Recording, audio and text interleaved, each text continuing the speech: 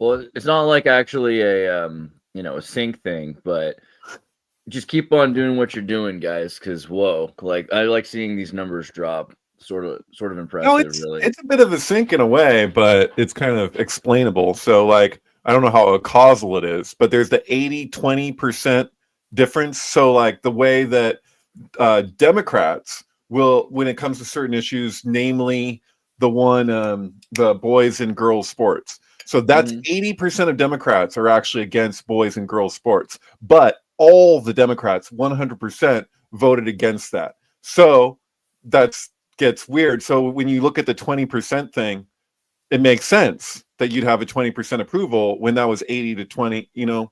80% feel this way. So where's the other 20%? It's just, it does a weird thing. It did a flippity. See what I'm saying? Flippity. They should go harder. It should be like, it could be like Air Bud. It should be dogs in women's sports. That's the next one. There's no rule that says a Labrador can't play basketball in women's sports. I think that's the next movie. I think that is the future, and that there's going to be a YouTube hit called Air Bud predicts 2028 or 2028. Yeah. it feels scarily real. Okay, but also just like to pretend we're some sort of a contemporaneous news show, something that some people hate. Musk alleges fraud at the U.S. Institute of Peace. That seems kind of interesting, that all these ghost payments. A bunch of people are saying that he's just trying to protect billionaires. But I saw that video of Jon Stewart talking with the Elias guy from UCSC, right? Like, so he's... this is another video. I thought you were going to talk about the one where he was sarcastically saying about Turkey that, I couldn't imagine a news or news agency just blatantly lying like that. But yeah, no, it's this guy here. What's his name? He's talking with I forget his name, dude. But here's this dude who's from UCSC. Oh. What's his name again? Ezra Klein. Ezra. That's right. Ezra Klein. Yeah. Okay, so he's not bad, at all. I've got no problem with Ezra Klein, actually. Which is interesting because we're definitely we have different political opinions for sure. He's like super. That's your wheelhouse, right? University of California, Santa Cruz. Yeah, this is where we pick up chicks. But he ended up. It's because this is also where like transgender people pick up chicks. This is where we teach ideology to the young ones that we want to ingratiate into our lifestyles, right? It's the same thing as they do. So we have a lot in common. But he has an interesting video with Jon Stewart. I'm skipping ahead, but Jon Stewart, it's amazing to watch Jon Stewart freaking out as he's asking, so how does the money get to the causes? We agree on the causes. We want to money into children's hospitals, or poor families, or like transgender puppet shows. Like we all agree on these things, right? Like I have zero problems with the CIA controlling puppet shows or puppets or political puppets in all their other countries. I think it's not zero problem, but I have nuanced ways I can see how it would be valuable, right? And transgender puppet shows, I don't really want every kid to see it per se, but I'm not a big censorship guy anyway. I'm like all about South Park. When I was a kid, Mr. Garrison had a transgendered sex change on South Park. I thought it was great. I don't think it has to be a bad thing. Was that long ago? I feel like that was like 20 years ago. No, that was 20. Yeah. Oh, really? Because that's with Dawkins, that whole thing, that triple. That's 17 years ago, something like that. Jesus Christ. Yeah, okay. We're old, bro. It's crazy. Yeah, it's I know. Will gets it every day because he's got like kids who are like driving around right now, and are I got kids who've moved out, bro. Yeah, into flop houses, into anarcho-communist pirate radio stations, but okay. So he tries to explain where the money. Like first, the money has to go through here, then the money has to go through there, and as it's going on, you realize like there are just thousands of levels, and you can see Jon Stewart's head start to explode when he's like, wait, really? There's that many levels of gatekeeping going on, and every single level of gatekeeping. This is all done by Joe Biden, Ezra explains, even though it's been going on forever. It's just something that we do with bureaucracy. We have this money has to go through this check, and that has to go through that committee, and this committee has to be seen by those people, and those people have to be everyone. There's hundreds and hundreds of levels before the money gets to the charity you want it to go to. But for that to happen, you have to also have the money taken, because you have to pay from that money to every one of these gatekeeping things. So it starts freaking out Jon Stewart, and this is when Jon Stewart starts to realize he hates Democrats. I mean, I think he already has, but it's interesting to watch a man break, right? Because he's when you're young, this is a whole thing. When you're young, you're heartless. When you're old, you're brainless. Well, he's a heartless, brainless old man now. It's great, all at once. I can't hear you, Thomas. Okay, I was saying, isn't he just leaning in?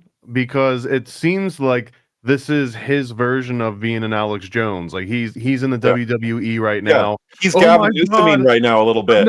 He's like he had these same rants in the 90s when he was on MTV. You know what I mean? Absolutely. And you talk about like efficiency, and even if you listen to his old terminology, it screams of what's being said right now, almost verbatim by people like Elon Musk. So, and it feels almost like this sick, on the related topic, it feels like this crazy joke where Elon Musk goes out with the $1 million checks or whatever to these people, and you're like, and people are all outraged, and they're like, that's illegal. And it's like, actually, there's loopholes that allow for this. He's doing it on a stage in the open, and it's usually done, undercover to a degree. And so even though like you can, it's not that hidden, like you can find these things and prove them, but he's overtly doing the things that, so for when he came out, he had a cheese helmet, threw it to the audience, whatever. Someone was booing or saying something, and he made that comment about, oh, we got a couple George Soros's people in here or whatever. The thing is, by him saying that it just seems like there's another level to the joke, because people are reacting to it like, oh, it's whataboutism. Oh, he's doing the hypocrisy thing. Oh, like whatever. It goes beyond that, because he's literally doing the same thing that George Soros does. Hey, reflect on that. Like, there's a reason why you don't think that he's got a team of lawyers that told him exactly what he was able to do before he did it. They're like, oh, someone's going to arrest him. It's like, no, dude, he didn't just like decide to do this necessarily. I mean, maybe. I mean, I could always eat my hat, but my guess is that he's had people tell him, you can do this if you do it. Especially if your hat is a cheese helmet. I mean, that would be that's actually an important part of it that we don't know, because we don't know the maritime law of these high politicians. Right. I feel like it seems like Jon Stewart did play really deep into the liberal side when it was poignant to do so. I mean, the Bush Republican Democrat thing, we were really trying to emphasize that there was a difference or something. They weren't like really a rally, right? And I don't know. I don't want to act like an enlightened centrist in this regard, because I don't know what the answer is. But there's this rallying cry where everyone says, all right, well, now it's us versus them. and to prevent the next Hitler from coming into power, we're allowed to compromise on 99% of everything because it really is like a two-party, all the cliches, right? Two-party system, and but you can see that happening in real time. And I wish there was a little bit more dialogue towards it, but that it encourages self-reflection. Self-reflection is not the same kind of like haha joke journalism that Daily Show is known for.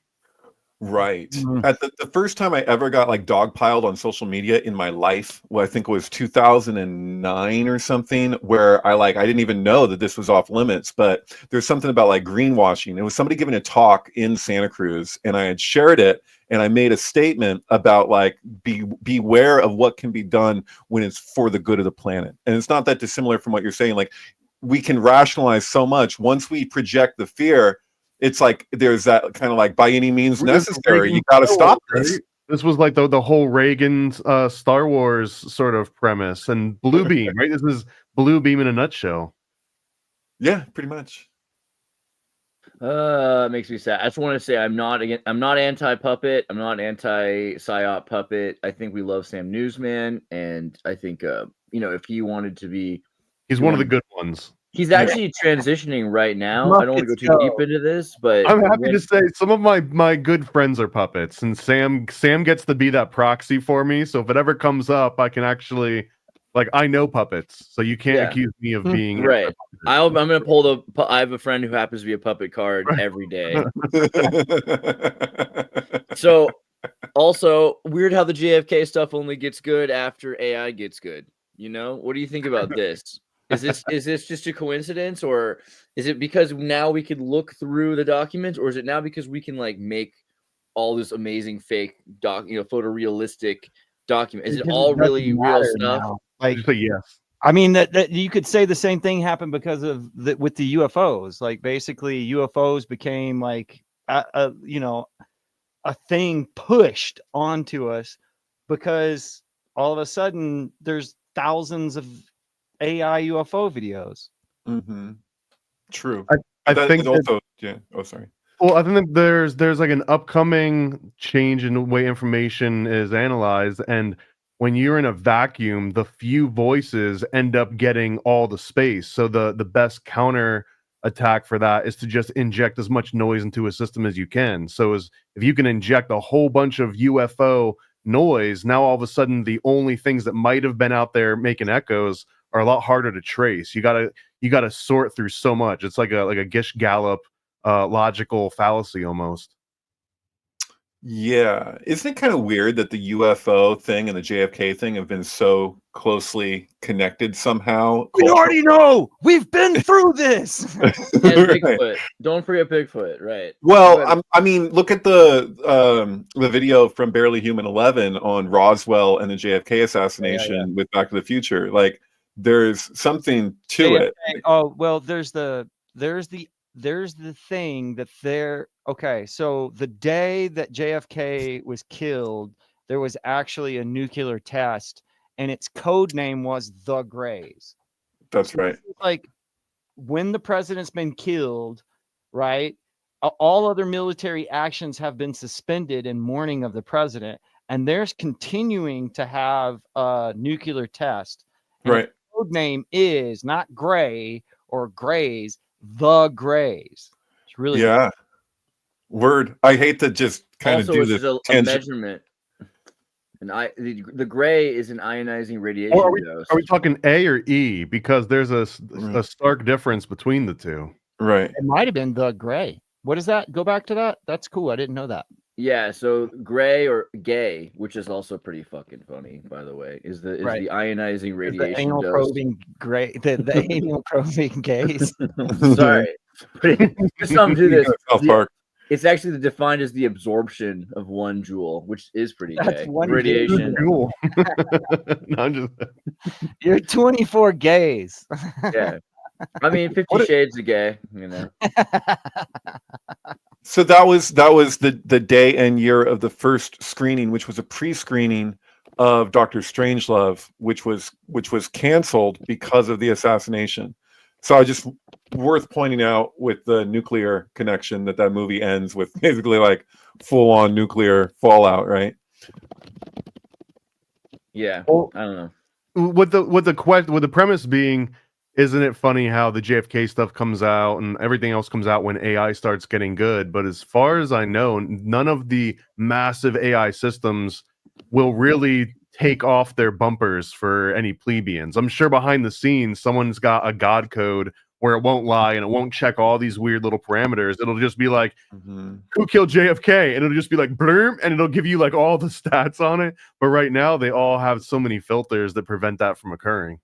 Well, the Gray Sports Almanac has to be brought up, of course, for this because 1950 to 2000, right? And I don't know, this has been on my mind a lot. I wanted to bring it up anyway. I don't know where I have. Yeah, Eric Stoltz, all scenes Back to the Future. Don't note to self, I'm pushing this.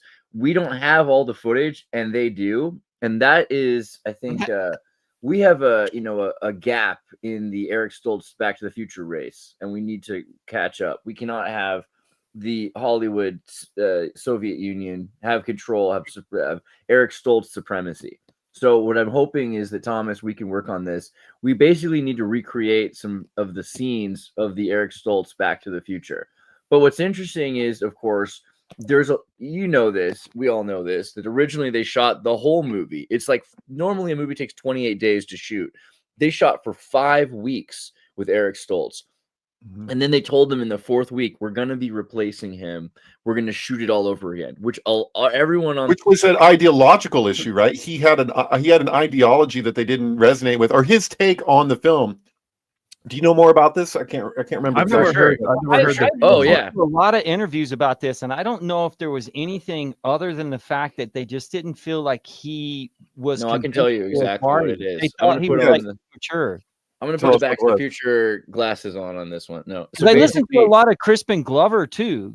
Crispin Glover had a huge ideological problem. He had multiple things that he had crossed them on the original, because he's not in the second one. When they go to the future and he's upside down, that's an actor who's using... What an impressive casting they did to make that guy look like he's... Well, that's why Crispin Glover sued, because they used his face. They had done scenes for him to be older in the first movie. So they had taken death masks of Crispin Glover. So the actor's wearing prosthetics made from the face of Crispin Glover. Wow, the pre-CGI... He sued him. It was a big problem. Yeah. Like Crispin Glover is a rabbit hole of an individual. We've talked about him with Hot Tub Time Machine and everything like that. But but before we do Crispin Glover, let's bring up why Eric Stoltz was replaced. Is actually pretty clear. One of the things you talked about, an ideological difference. He couldn't see the movie as a comedy. He saw this as a tragedy.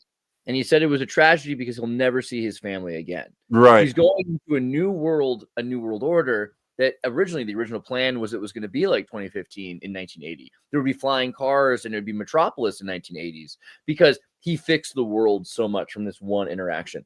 And he said, this is crazy because I'll never get to go back to my home. I'll never meet my mother, my father again. And I'm never going to see my room again.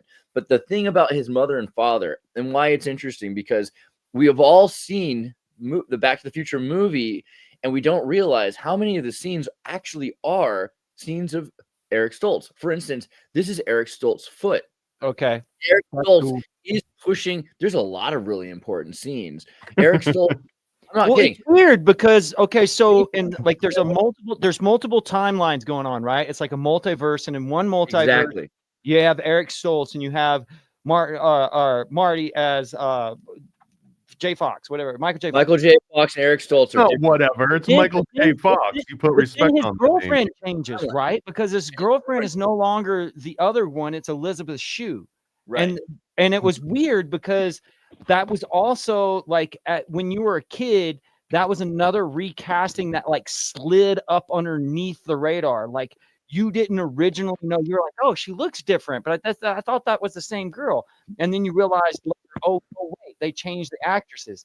So it's a huge deal. There's like, it's not just some sort of it's not that they're too cheap to get this girl. It's not that she wasn't available for the part. She is a different version of his girlfriend. Right. And this is not an accident. And girlfriend. It's like you can't step, and it's weird. But it is the same girlfriend. It's just a multiversal difference. Right. It's a multiversal girlfriend. There's a different paternity for Michael J. Fox's character. I think we can prove this right now.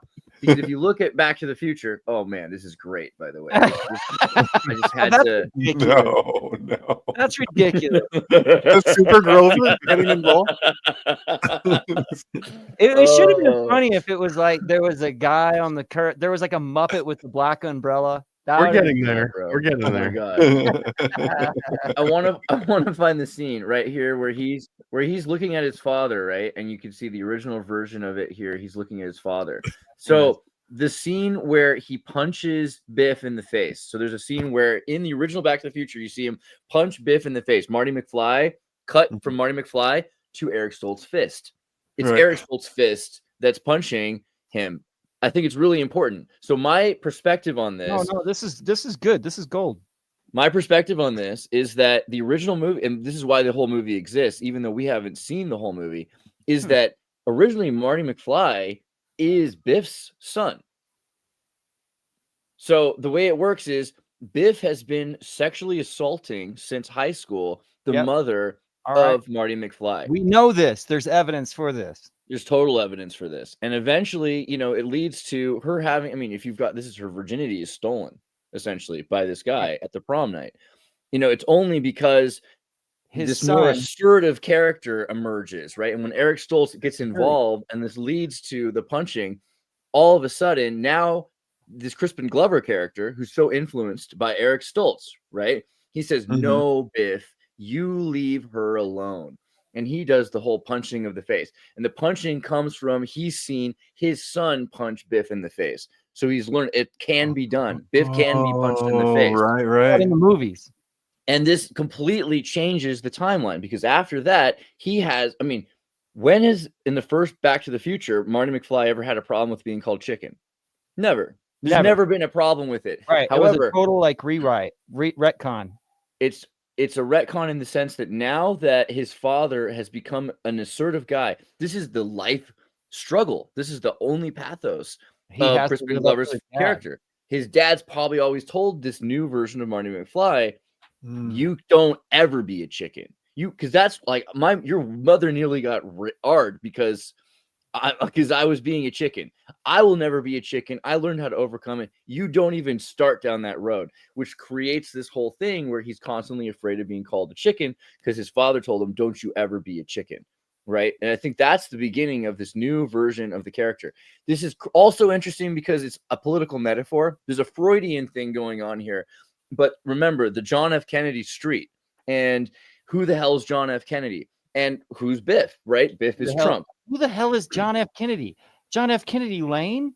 Right. Yeah. And so John F. Kennedy's only named for the lane after this whole incident happened. So John F. Kennedy wasn't president in that timeline, which is interesting because in the Back to the Future 2, you see that Ronald Reagan isn't the president. Nixon is the president, and he's on his 5th term.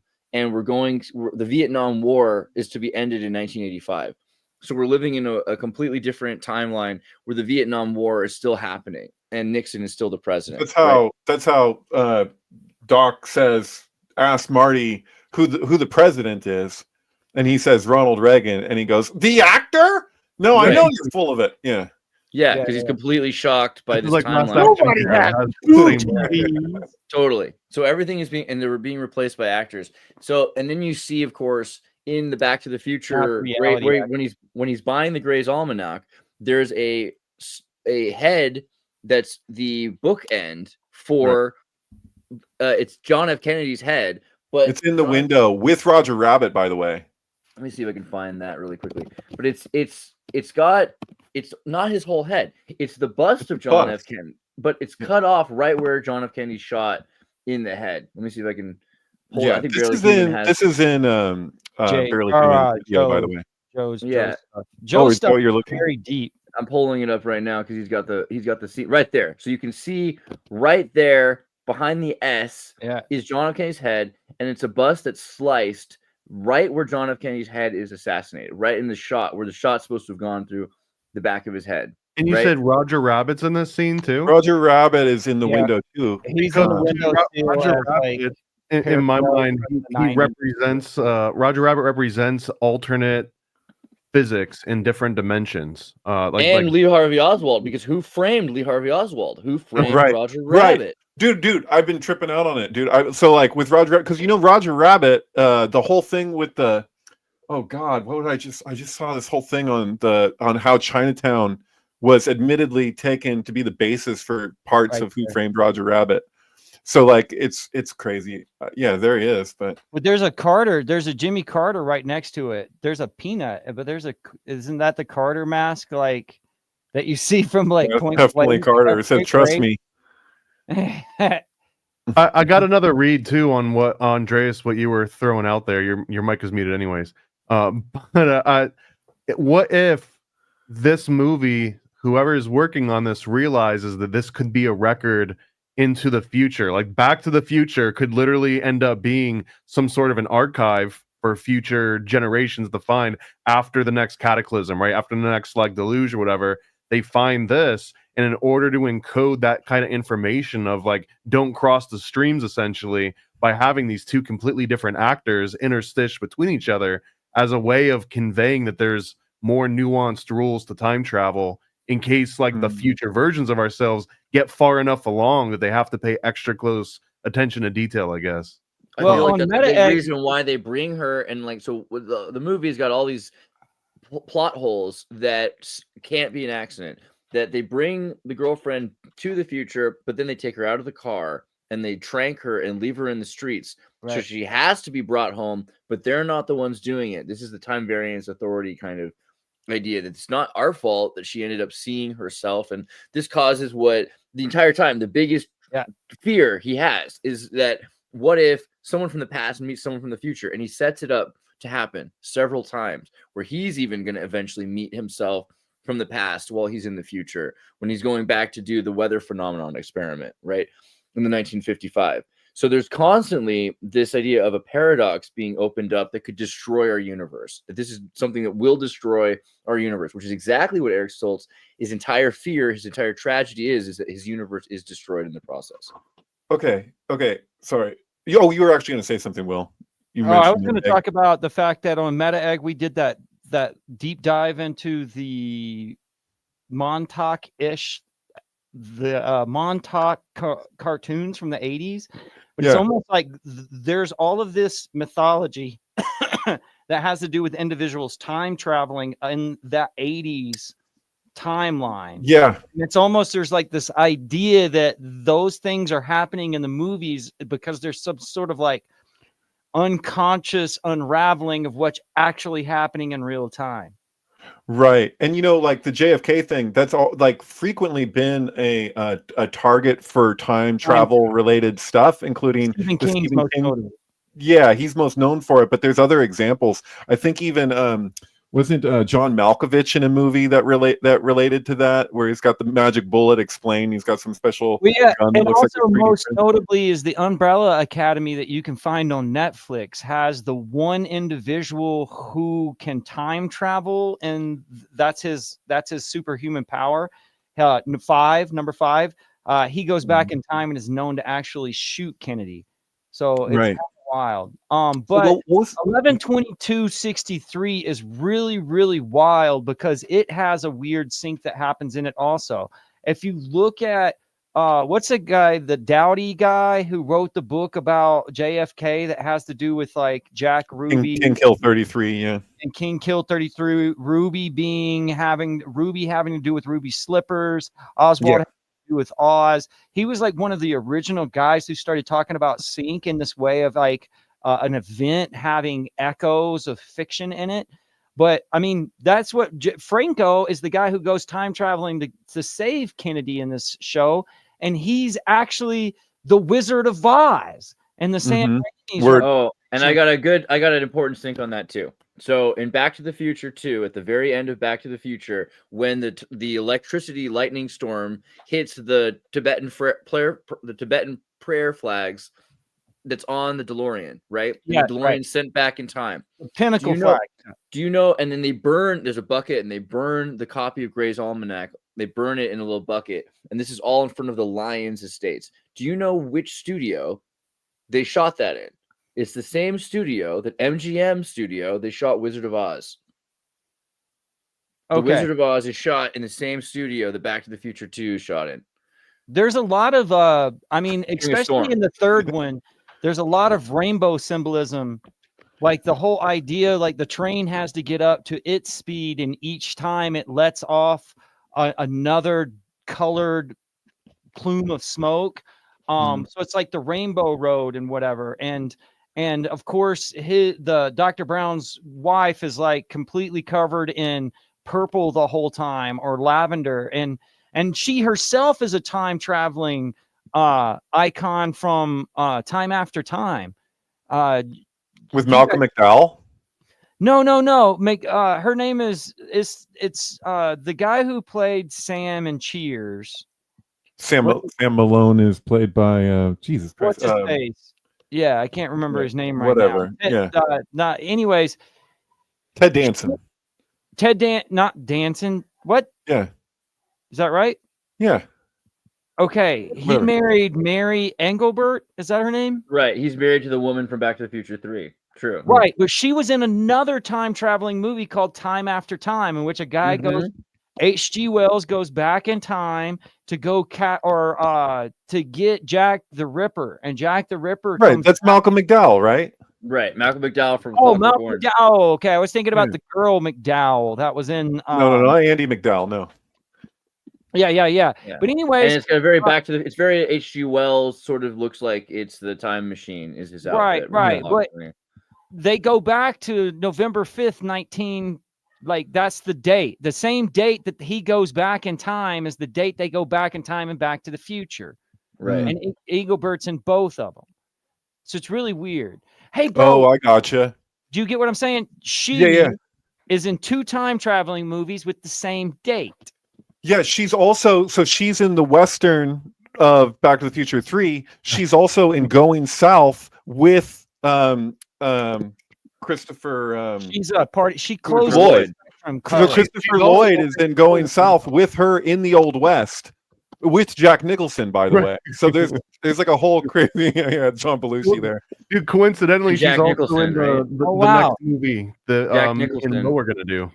And Jack Nicholson with Dennis Hopper with that's the other. That's what they're talking about, time traveling and H.G. Wells, and she's in the movie with H.G. Wells talking about the time. It's a loop. It's a weird head. Yeah, loop. there's a sync film that needs to be made here of just like Absolutely. fake I stuff. made a minute long short of it. It's doing quite well.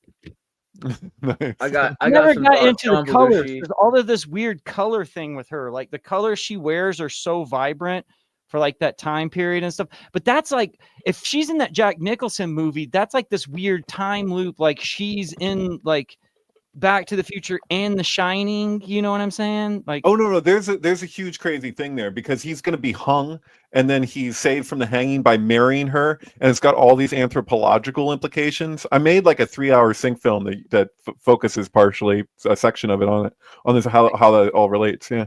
go into the private chat real quick and hit this other actor because I want to talk to you about this. I found out this today. I hit up Bill Klaus. I don't think anybody knows this. Joe Turkel. Do you know who that is? That's the bartender from The Shining.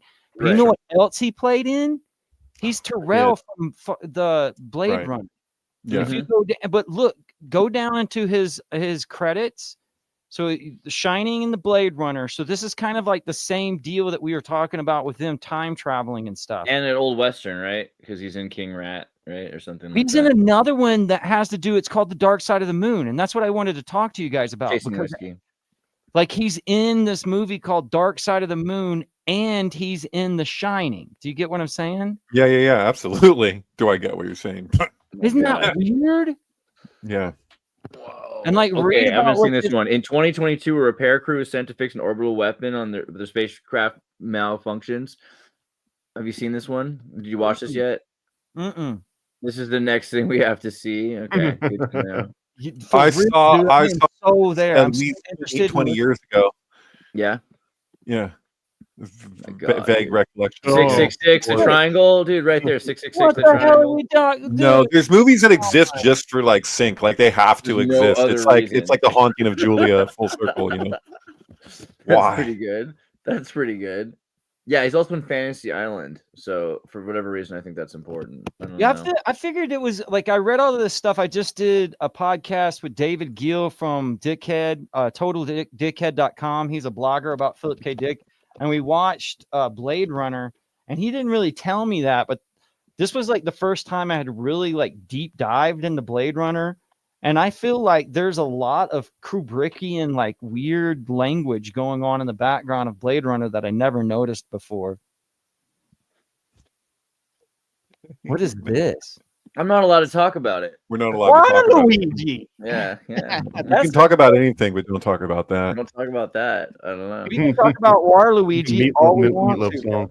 Oh my god, bro. Okay, so Back to the Future. Did we cover everything we needed to? The Wizard of Oz thing to me is important. I just really want to harp on that Bluebird. one more time. Just the idea that the storm from Back to the Future is the same storm as Wizard of Oz seems really important to me. I think there's a reason for that. Hey, have you seen the last scene of Bright Lights, Big City? It's in Sorry Cassandra, but I don't know. Like Nixon to seek fifth term. That's what you were talking about earlier. Right, absolutely. Yeah. So the end of Bright Lights, Big City. Oh, right. Yeah. Is at the World Trade Center, and he has like it's hard to like. There's something weird going on, like with the sunglasses thing.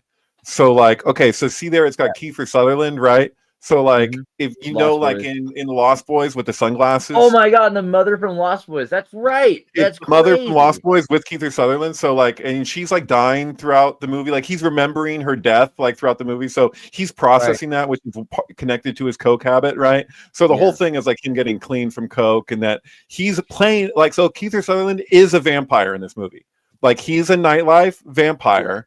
Like just exists in the night realm, and there's something about him with Michael J. Fox throughout this movie with the sunglasses, which ends with him giving up his sunglasses and trading them for bread, and it's symbolically related to the mother and like Virgo. Like there's like this whole there's like the symbolism in this, like out of control. But it's like I could go like there's all these different movies that all focus on the sunglasses in the same way. If you remember Michael in Lost Boys, the way that he's like when he turns into a vampire and the way he is with the freaking sunglasses. Same thing with like a Teen Wolf with him with the sunglasses. Like, do you follow me? Oh no, I did this whole breakdown about sunglasses and what they like psychologically mean, and how like you have certain characters like Will Smith, who's the Man in Black, where the sunglasses are important, but then Hancock, where he uses the sunglasses as like his superhero like disguise. But also you have the Wild Wild West, where Will Smith is wearing sunglasses when they weren't even invented yet. Sunglasses, if they're used to an exaggeration, are kind of like a symbol of being able to know knowledge that others don't, like kind of like in they live. Right. Well, I'm also, something you were just saying poses I think an interesting question. Could you have a virgin birth using time travel?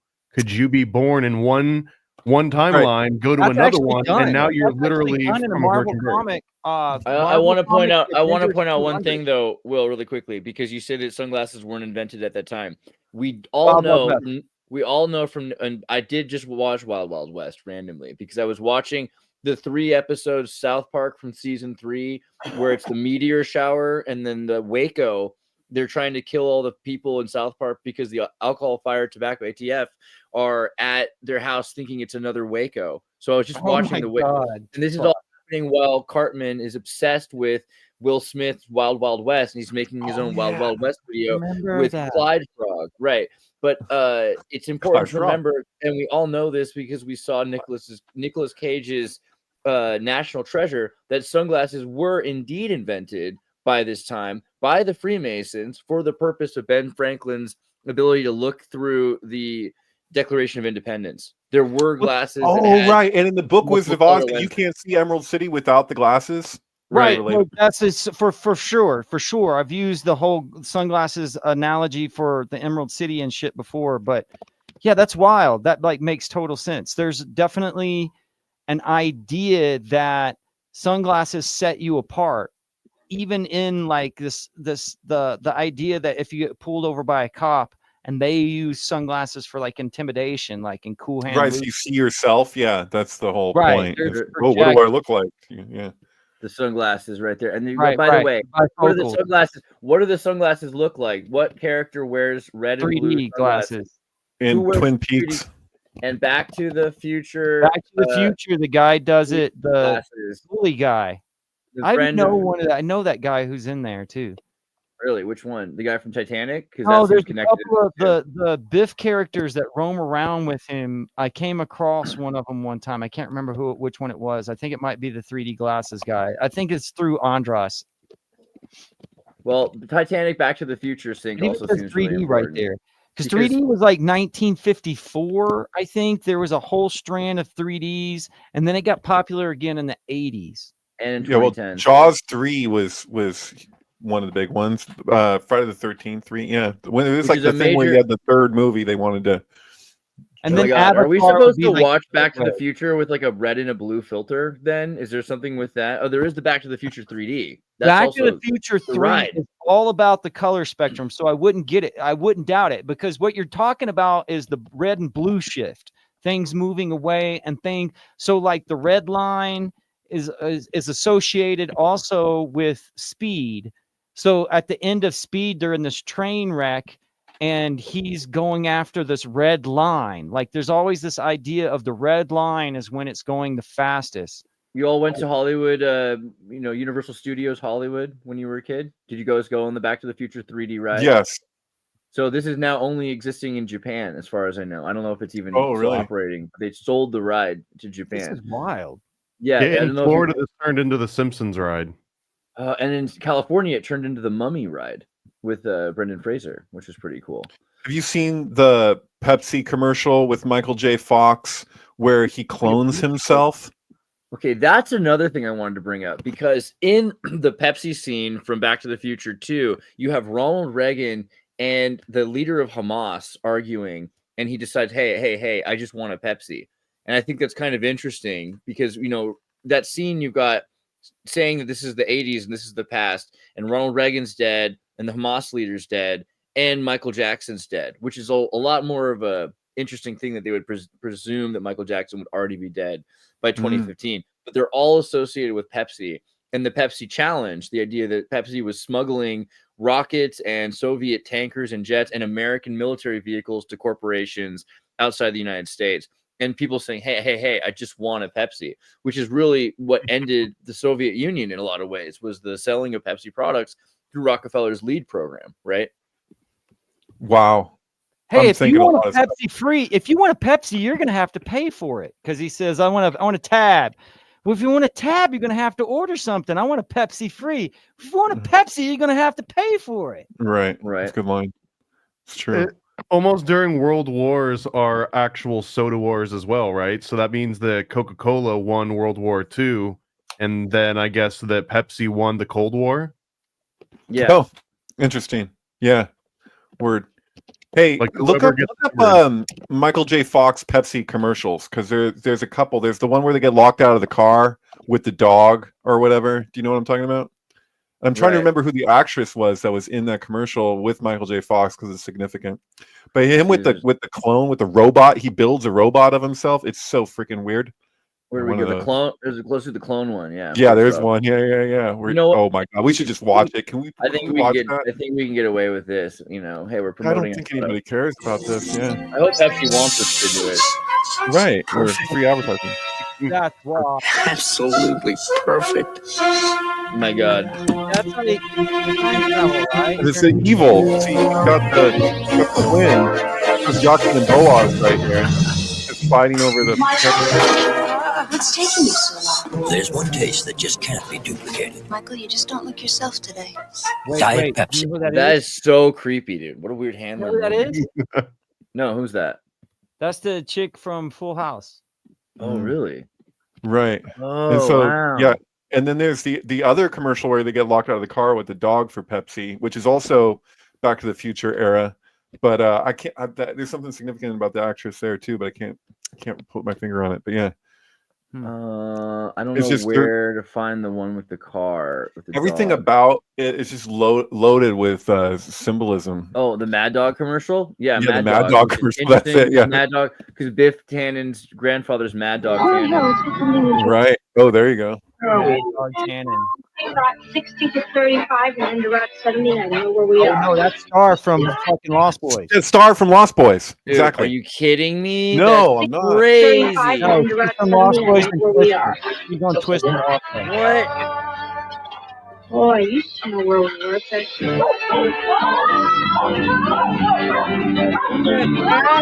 Dude, just like the dog chases her in the Lost Boys? Are you kidding Yeah, me? Right, that's wild. Don't forget about it, okay? My money is in there. And he's a vampire. No problem.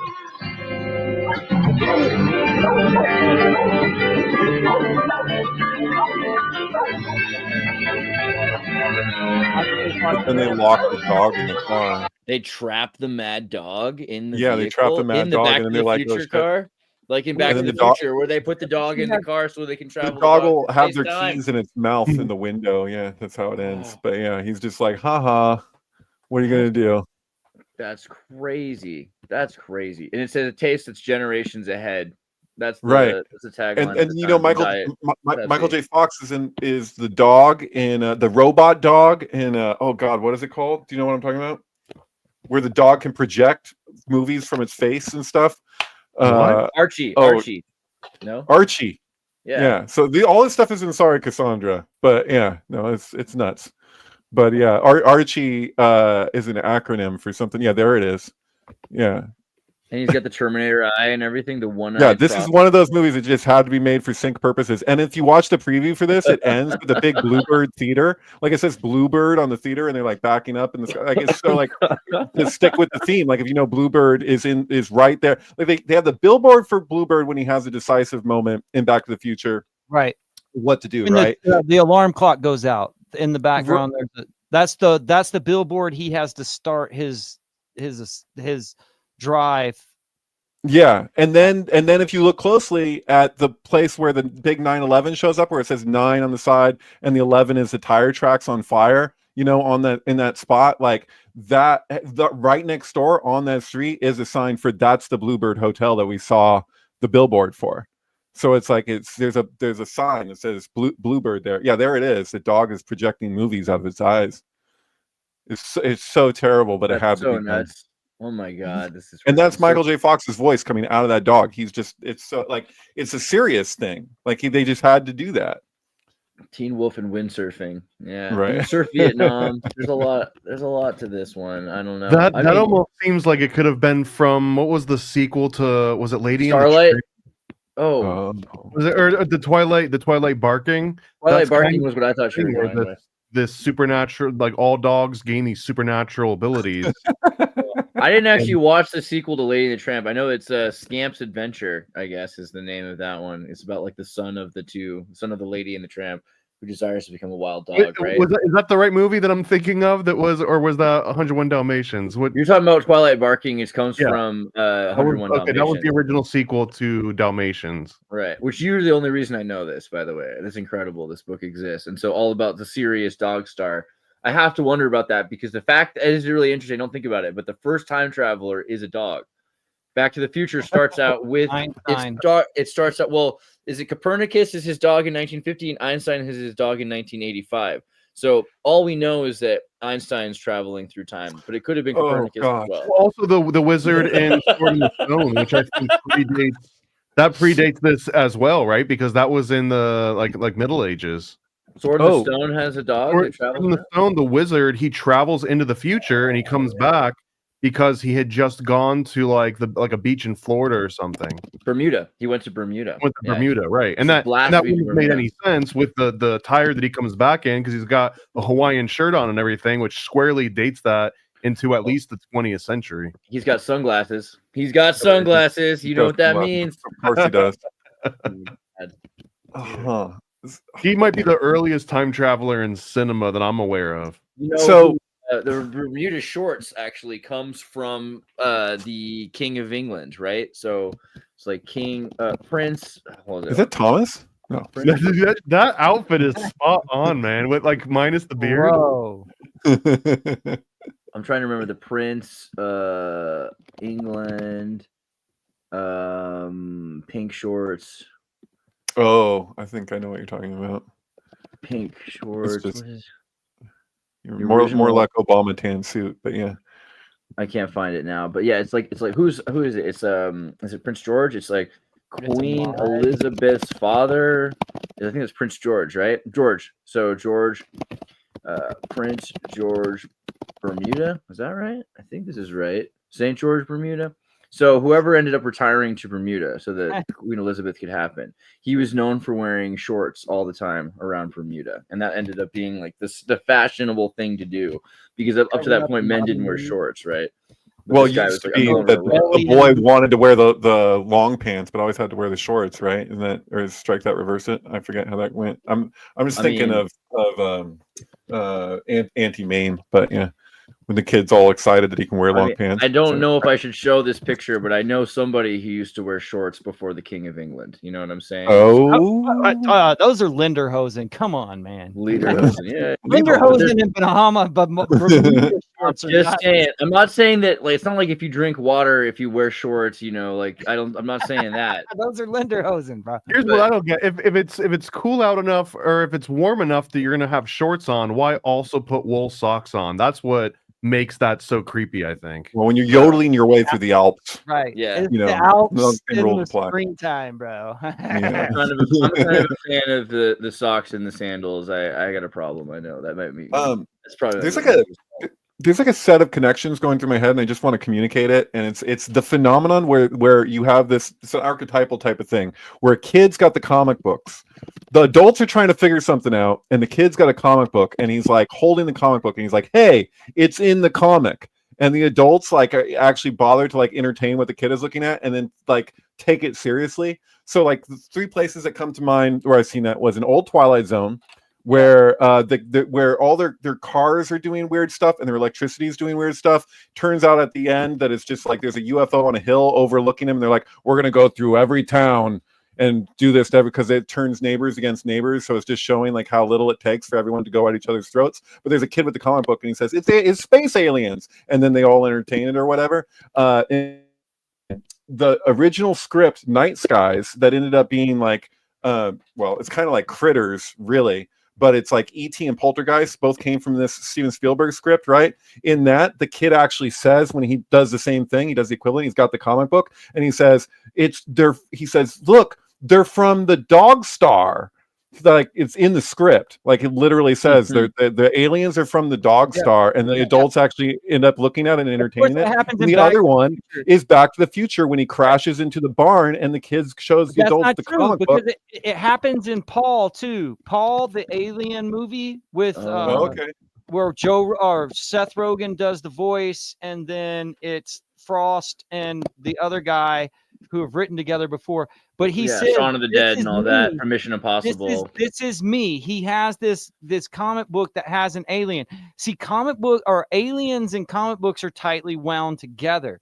And also like you can see it happening again in the movie Unbreakable with Samuel Jackson telling him, yo, I know who we are because I read it in comic books. Oh, so when you're saying that's not true, you're just saying there's many more examples that you know of. There's a whole book written about this, Mutants Mystery by Jeff Kripal, where actual comic book writers.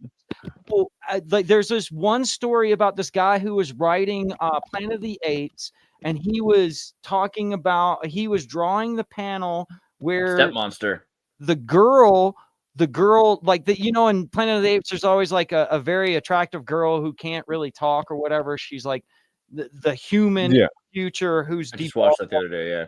And so there's a hooded monkey who's holding a knife to this girl's throat, and this guy hears his wife call from across the house, and when he goes across the house he comes upon a hooded male figure who has his knife to his wife's like throat. Like he couldn't figure out if what he wrote happened because he wrote it, or was going to happen so he wrote it? Like, Oh, right, dig it. Yeah. That's kind of the point, I think. oh yeah, there's because it is my belief through studying Sync that fiction it has a function. Fiction serves as like dreams for the common consciousness, the collective consciousness. But that means that you also have prophetic dreams. So you have things that people expect to come because it makes sense for them to come in the future. And so you write this fiction and those things end up happening. So you get confused. Did this happen because I wrote it? Or is this and individual like Stephen King has wrote about this like 7 times. He's written about it with writers or an artist who's drawing a picture or something like that, who has like this inspiration to create fiction, and then that fiction ends up happening, or the fiction they create ends up sort of like causing that to happen in some like chaos magic way, you know? Couldn't this apply to Lost Boys too? Because that movie has the comic book that's reflecting exactly what's going on. Yes, Of course, and totally. Good point. the Frog one that Brothers really, with their- the one that sticks out to Frog me is Brothers. Step Monster, right? Because in remember Step Monster? With it also has. Remember, Corey my Feldman. stepmother's an alien. I don't know what is this. Maybe Step Bentley. Monster has Corey Feldman as the comic book hero in the same kind of With Frog a Brothers. bandana. Is that him? Yeah, No. same kind of Frog Monster thing. And who's the father in Adventures Step in Monster again? Babysitting. Alan Rickman. Alan Rick. Rickman is the father. I just lost it. There it is. Alan Rickman right there. Adventures with Babysitting with Elizabeth Shue. Of course, Right. going back because she's True, in. the Thor comic book is huge in that. Mm-hmm. But she's a reptilian who this kid realizes is eating That's everybody, fine. and she's actually cocooning everyone to consume them later. I remember And- this now. Oh wait, It's but one is of a my comic book favorites. also with Corey Feldman in the Playing Gremlins? violin's the problem. If you play violin and you record the sound of the Gremlins. Corey violin, Feldman is in Gremlins, yeah, which is Yeah. super They're Clepo doing related. comic Yeah. book artist. His whole and Corey Feldman and Gremlins. At the comic books is where the water spills and they pop out of them. Yeah. Right, he's doing the whole story because the lead character is a comic book artist in that one. dude, Oh, Santa Claus wow. is your father, 17, solid Road 17. Warrior. Keep in mind, that's the thing. Gremlins With the is same really dog. Einstein's the cool. dog, bro. Oh yeah, Road Warrior, 17. I know 17 it's is the the race star race. card in the tarot, right? Which is, do you have Sirius? Reference again. Yeah, it's also the number of, remember That's the crazy. dog, the only dog that died at 9/11 at the World Trade Center was number 17, the police dog. Named Sirius. The dog's name is Sirius, and it goes to the dog looking at it. You're absolutely right. And they even relate to that that the Mogwai will replace the dog as the family pet, right? Dude, that's so crazy. It was a yellow Labrador police dog. Yeah. Sirius was a yellow Labrador police dog. Here's his little mural, his little memorial right here with the statue. They did of the a goddess. ceremony afterwards, Yeah. with the other officer with Sirius the Dog Park. This dog park is dedicated to the memory of Sirius, a port authority dog who lost his life in the World Trade Center. Run around and enjoy the park. Ominous. Yeah, the flowers are red, white, and blue, but also the stars of Sirius are red and white, or red and blue, like back and forth, back and forth. I need this T-shirt. We're gonna. I by the know, way, right? We get I'm T-shirts gonna made of that. go- Hey, Thomas, Yeah, go. You guys are gonna come to the. Oh yeah, Thomas. You I can want wear that T-shirt. exactly that I'm gonna as it sell this exists T- on the I'm shirt, make- please. I'm making it. I'm gonna get away with it. No one can stop me. Go to TeePublic and Xirtus and buy it. If you can do it first, Thomas, you get it. Anybody wants to buy a Serious Dog T-shirt? Hey, Thomas. I need one. I need one myself. Oh, you know? good. Thomas, didn't you send me or I send you something through Instagram where we were looking at like these weird commercials that had the Twin Towers involved with them? Maybe. Maybe. Maybe. Could be. That Wait, sounds but somewhat familiar. Now, I've Thomas seen did it come have- up a bunch. There's like multiple commercials where the Twin Towers have airplanes shadowed over them. I wanted to. Thomas has just brought this up. This comic book, the JFK. Well, we were Time talking about Travel. JFK and time travel, and this is a story I did. This is one of the first comics I ever put out. Really? I don't think I've ever shown this online before, but yeah. Wow. Mao, you son of a. That's Lee Harvey Oswald. And then this bearded man breaks in. You won't be killing anyone today, Lee Harvey Oswald. So he punches him out. So this is the scenario of like who would go what back. happens in 11/22/63. Stephen King time travels and he beats him up, basically. Well, the premise here is essentially that they take out JFK, but Right. the world absolutely goes to hell because JFK being taken out was part of this. So it's JFK himself that comes back into time to stop Lee Harvey Oswald from killing him so that the world can continue on this trajectory that was already planned out. Basically giving credit to the King Kill 33. Like he was a willing participant. Oh boy, it's Alex. What's up, bro? How's it going? Hey, thanks for having me. Oh, glad you Thanks made it. for- So we're talking about JFK and like, Sirius Dog Star and a bunch of stuff. I don't know if you had any comments on that or if you had something that you particularly wanted to bring up, like, your Well, I was just listening, and you're 11/22/63. One other aspect of that is that the time travel inception date, basically the day he lands on when he goes back in time, is October 21st, 1960. So it's the Back to the Future day, same day as Back to the Future when he lands in the future. So that's just an interesting quirk. I'm sure Stephen King maybe chose that on purpose, but it's like it's a huge day. If it's the 42nd week of the year, it's my dad's birthday, it's my best friend's birthday. It's like, I don't know, it's a lot of things. But 11/22/63 time travel, Back to the Future. Yeah, so let's see. The Crusades, Martin Luther joins the theological organization. The Tokugawa leads the defeat of the rivals in the Battle of Sekigahara. The Napoleonic Wars, Boston Harbor, American Civil War, defeated Confederate troops in the second major battle. Thomas Edison applies for the patent for the incandescent light bulb. The Switzerland Social Democratic Party is founded. Okay, wait. Edison is important because if you go back and you look at Marvel's current representation of like multiple timelines, which is Kang, and the newest, I think it's season 2 of Loki, they basically have Kang working for Edison. Right. But of course, like we have certain things that are happening, including this second Trump presidential like candidacy, like that are tightly wound to time control, like time manipulation. The shooting at the movie Rust happened on October 21st with Alec Baldwin. Oh, another thing that I just remembered was that okay, so it's October 21st, 19. Oh, in Iraq, 15. Barack Obama withdrew the troops from Iraq. October 21st. So with Babylon, let's call it what it is. Let's call a spade there. Oh yeah, okay. So all right, October 21st, 1915 was 666 weeks before Stanley Kubrick was born, and it was also the day that the first vocal voice transmission was sent across the Atlantic from the United States to Britain. So there's a confluence of stuff. There's probably more on that day that I can't remember. But, yeah. Hey, can I just point out that somebody in the comments, Mytho class, says, I recently saw that the 3 Back to the Future movies, there are 8 timelines that end up being created and they never get back to number 1. Correct. And so like I like the way that this whole communication started with Andreas pointing out that, you have this Eric Stoltz thing. It's kind of meta because it's like the idea that that's like part of the movie. You know what I mean? Like that is an alternate timeline universe because characters change. Like you had Crispin Glover changes, Elizabeth Shue replaces girlfriend, like all this kind of stuff.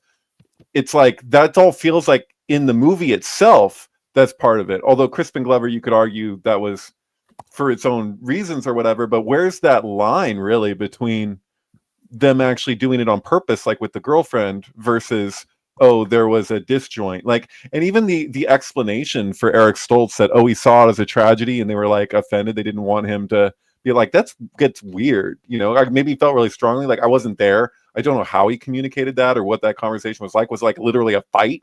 Like that'd be cool to see if that was literally a fight. He just refused to do. I mean, they allegedly he refused to do it funny, and it was just he was doing it so serious. He wanted it to be a serious thing, yeah. Yeah, which just makes perfect sense from the way he was described it. I think that was part of the plan. Is that there's movie, I mean, if we knew the script, we would think different because in the script actually. Am I muted? No, no, I hear you. No. So when he goes back and okay, so you know how like when he goes back and he climbs into the window and it's the wrong house, it's like a black family. And then he leaves and he goes back and he changes things. When he goes back to his family, instead of Biff being the servant of the house, it was the black family. And Crispin Glover, he doesn't say that outright, but you can assume that that's what he's talking about.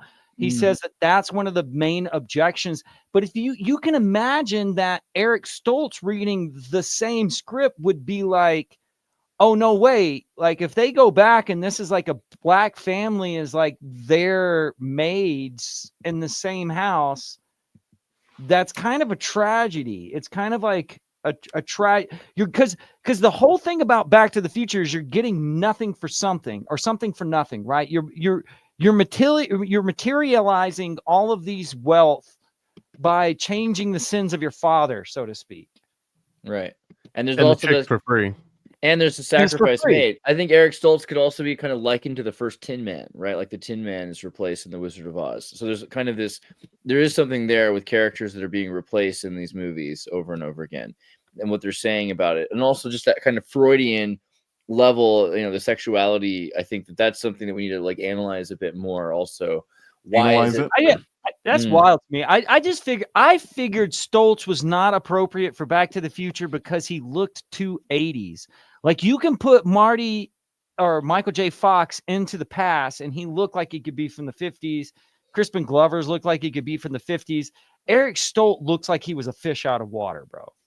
Dude, Barely Human 11 has that video that was never released to the public. That's like a Kabbalistic interpretation of Back to the Future. I think it's like 10 minutes. It's like the same length as Back to the Future Predicts 9/11, but it's all about like Freudian sexuality issues and subliminal sex stuff throughout Back to the Future with like a Kabbalistic interpretation. Like it's nuts. He never uploaded it. I need to see it. I need to see it badly. Yeah. Because Oedipus is all about prophecy, right? You get the prophecy. Sure. Oh, completely. I mean, that's what it is. And like, that's interesting. Yeah. Keep going back to Louis. I'm just going to keep pushing this and see how far I can get away with it. And they'll keep me. My God. I don't know. I think Back to the Future, the Freudian stuff is really important, or they wouldn't have done it. The fact that it's so much about, the love of the mother for the son and the son for the mother, and this sort of, I don't know. Did you want to expand on what you think that's about from a Kabbalistic perspective? He was showing the significance of Yesod, and he has like, it's all done just like Back to the Future Predicts 9/11 with that like epic, like kind of like the way that he articulates things visually. And so he shows certain examples throughout Back to the Future that relate to implied sexual stuff, and that it's like Kundalini based. So like, Joe does this kind of treatment where he's like going through like that. There's basically like a like time travel as it's relating to transcendence, like energetic transcendence. So I wouldn't do it anywhere near justice, but he has this like full epic video that he only shared like privately and then never uploaded it. And that might be partly my fault a little bit because I like kind of criticized it, but I didn't expect that my criticism would keep him from doing what he like releasing it. So to this day, I don't know if it's ever ended up on. You wrecked the timeline, David. What can we say? It was dumb. I gave him kind of a hard time about it, but it was just because I was really affected by it. But that's what makes for good art. And I try to tell him that afterwards that, but I don't know if it was really just me just decided not to, but it's like good art can offend, or at least affect people, If you go back to that picture of 11/22/63 with Franco, I'm pretty sure. Okay, so there was an actual timeline adjustment within the storyline because when Stephen King wrote the book, it had to do with Morgenstield. Morgenstield was considered to not be a CIA or not proven to be a CIA. Morgenstield was the basic Russian connection to Oswald while he was in Dallas. And so there's a whole part of 11/22/63 where Stephen King bases his whole idea that it was not a conspiracy on Morgenstield. and he blacks out basically the part where Mohrenschildt and Oswald could have had a conspiracy. In the book is basically unavailable to the hero of the story to actually determine. So he can't hear any conspiracy that actually happened. And of course, when the main hero goes back into the future, everything's screwed up after he frees Kennedy. Like George Wallace becomes president, there's a nuclear exchange, and everything's a lot shittier than it would be. So there's a certain amount of propaganda in 11/22/63. Yeah. There's a certain amount of like gatekeeping going on. However, when the series was made, Mohrenschildt was actually admitted to be in the CIA. So they had to change the series. They actually had to adjust for the fact that he had connections to the CIA. This was the difference between the book and the series, where I think that's the actual scene where they're like waiting outside of his Mohrenschildt's like business, and then he like chokes him and makes him admit that he's CIA, but he's not trying to kill the president. Like, it's this weird rewrite in the timeline that they had to do because the information of JFK had changed between when he wrote the book and when It seems like someone ingratiated it, and I get the feeling that Stephen King has to be a ghostwriter for, he has to have a bunch of CIA. He's a front. He's a CIA front for a lot of these, the USAID front, whatever you want to call it. But him putting out the series that leads to the point that you find out, yeah, okay, we did it, but if we had not done this, the Cuban nuclear crisis would have led to World War III. The same World War III from H.G. Wells' Back to the Future that happens in 1964, right? Because they have this World War I, World War II, and then in the original Time Machine, he predicted in 1964 there would be a nuclear crisis, and this is all written in 1899. So there's like a timeline that we're keeping on. Isn't it? It's the exact same. I mean, it's an excuse for the idea that JFK was ritually sacrificed. Because what is the idea that we're killing this guy because everything would be really bad if we don't do that? Which is the exact same thing I say when we're sacrificing a virgin on the pyramid. It's like, we're going to have really bad weather, so we're going to sacrifice to make the gods happy. And it's the same principle. Totally. And that whole that show, the whole way it bends around and sacrifice in March, plenty of stuff. Well, yeah, we saved JFK, but that led to the apocalypse. So it was good that we killed him. It's just like, come on. It's just.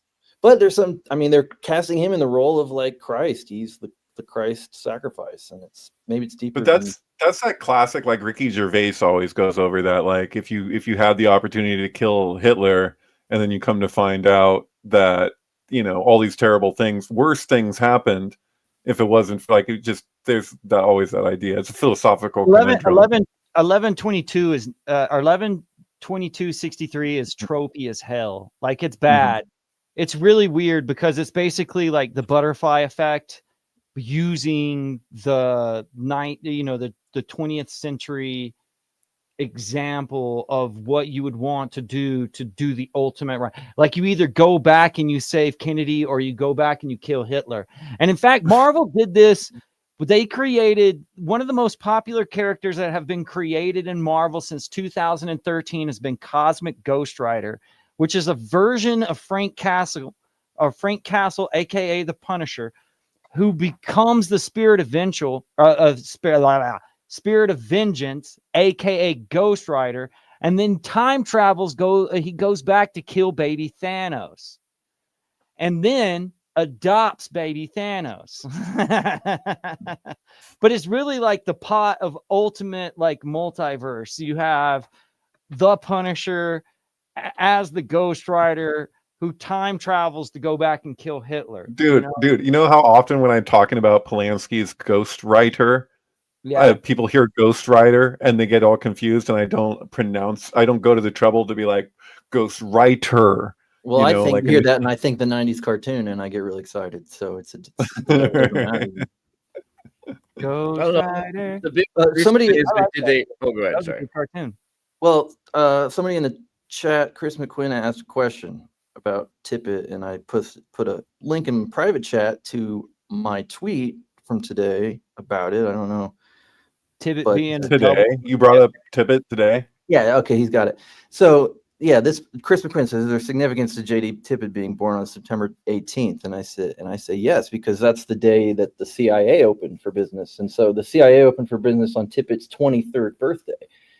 And it's exactly 20 days, 3 months, and 7 years between the births of Tippett and JFK, which is weird because the whole thing here is that Tippett was possibly switched out. His body was switched out with JFK's. JFK. Yeah, you're saying before everything's a rich man's trick, but you're saying before 23 years before his birth. So you're saying? Yeah, the CIA opened on September 18th, 47, and he was born on September 18th, whatever. Oh, I It's see. 23 His years birthday. after. I'm sorry, I got confused. Yeah, okay, gotcha. And Yeah. and then 15 years and 30 days separate the births of Tippett and Oswald. So there's It's a shocking argument that's made for that idea that their bodies were switched, that they literally like cut into the head. And then there's all these things where it's like it seems so outrageous, but there's record of these people in the room with the autopsy describe the autopsy guy who had never done a gunshot before for an autopsy, who they put in charge. He's describing the wax, the waxy substance on his face, and he couldn't figure out what it was. There was the time between from Dallas delivering the body. The two bodies were in the same plane together. They were loaded together. There's even the guy who did the autopsy. He describes when they brought in the casket that he thought he was going to see the casket that they saw on television, which was like a fancy wooden casket, but they brought him in a pink metal casket, which we know was what Tippett was taken away. And so they're on the same plane together with the world's leading plastic surgeon at the time too. There's more information about this, about when Tippett was shot too. There's a conflict on what the actual witnesses saw when Tippett was shot.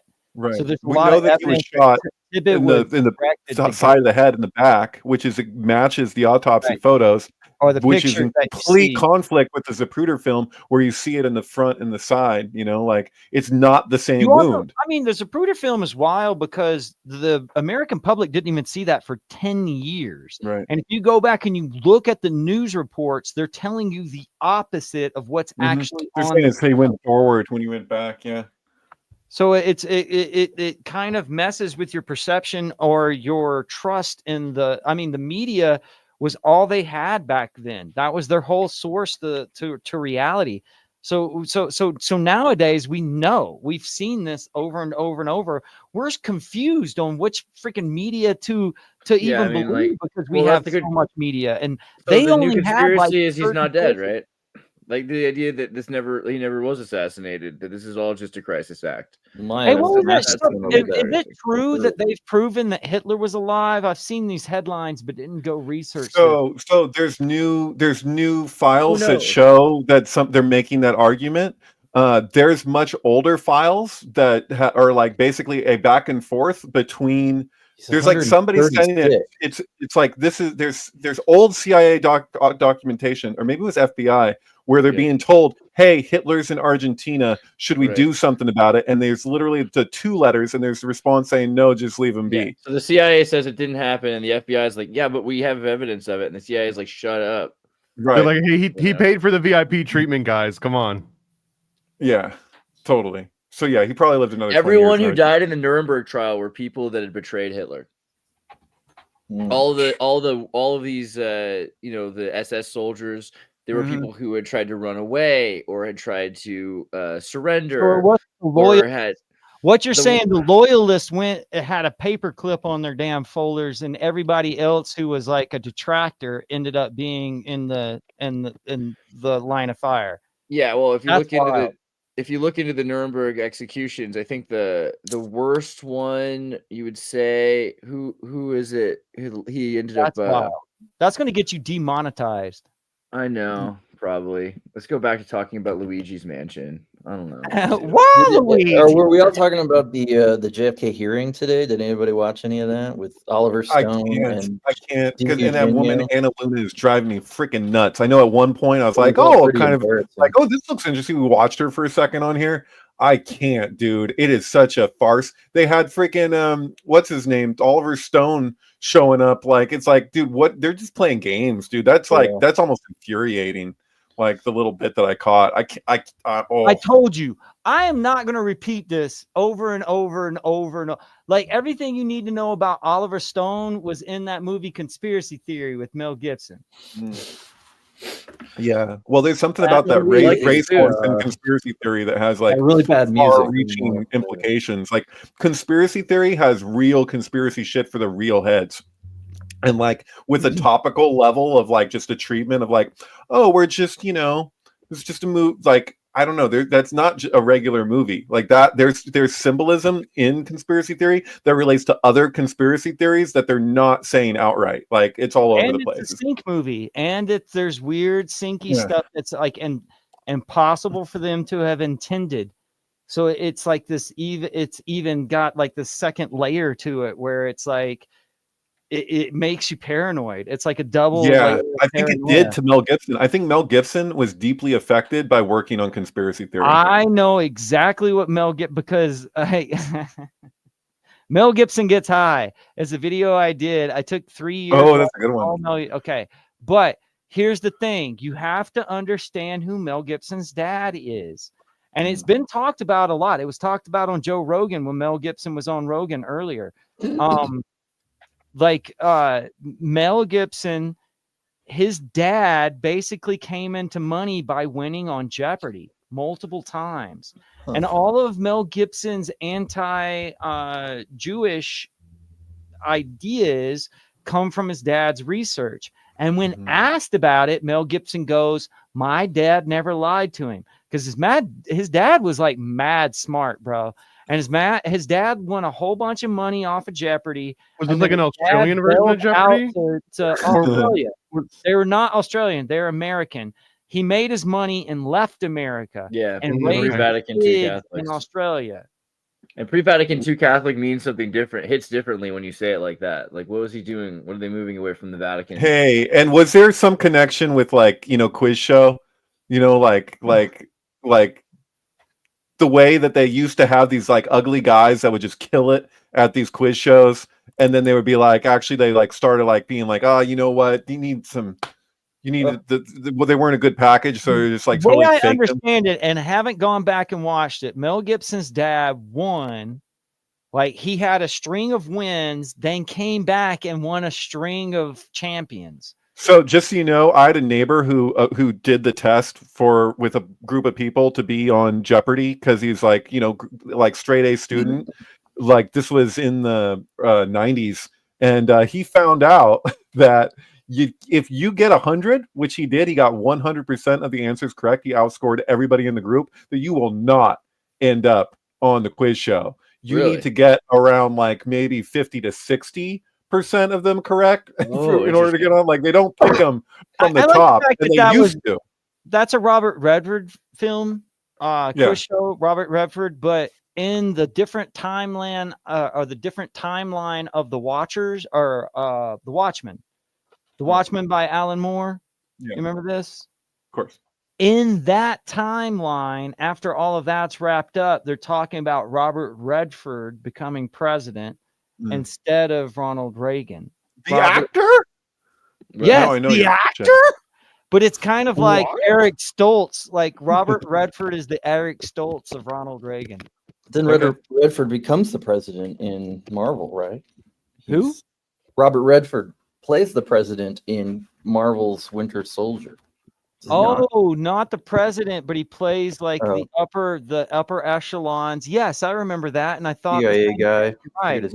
RR to run in 88 miles per hour. Okay, I just found something that's 1818 too. You're going to see some serious shit. Yeah. RR. That's the Rocket 88. Okay, I got to share this shit. Okay, so you're talking about Mel Gibson's dad, and I just looked up his life, and I measured his lifespan, and I found his midpoint and everything, and it's worth sharing. First of all, his lifespan, he lived for a hell of a long time, 101 years and 37 weeks exactly. So it's 101 and 37 to 37. The midpoint is July 3rd, July 4th, 1969, which it's actually, Michael Mageau at 19 became the first person to survive a murder attempt by the Zodiac killer. And the day before that was the death of Brian Jones at 27. And so this is, again, Mel Gibson's dad's midpoint is the first person to survive the Zodiac murder attempt. And then it says a sudden storm killed 42 people in Ohio and Michigan on the same day. So, Of course. See, the wild thing that I determined about Mel Gibson, if you look at his sync web of all of his movies compressed into a composite character, it's basically he's Moses, which is really weird because Moses is not the Christian hero. Moses is the Jewish hero. You get what I mean? And so there's this weird idea because even now on Rogan, Mel Gibson went on and said that he's going to make a sequel to Passion of the Christ, which would be the resurrection story. It's supposed to be coming out not that long from now. I thought it's like I thought IMDb had it. Then wasn't that happening like this year? He's definitely probably working on it now. I think it's set to be released this year. But yeah.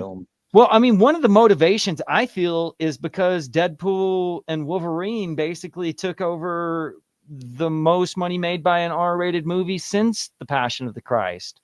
And so in a way, he's trying to... That wasn't rated X? Damn.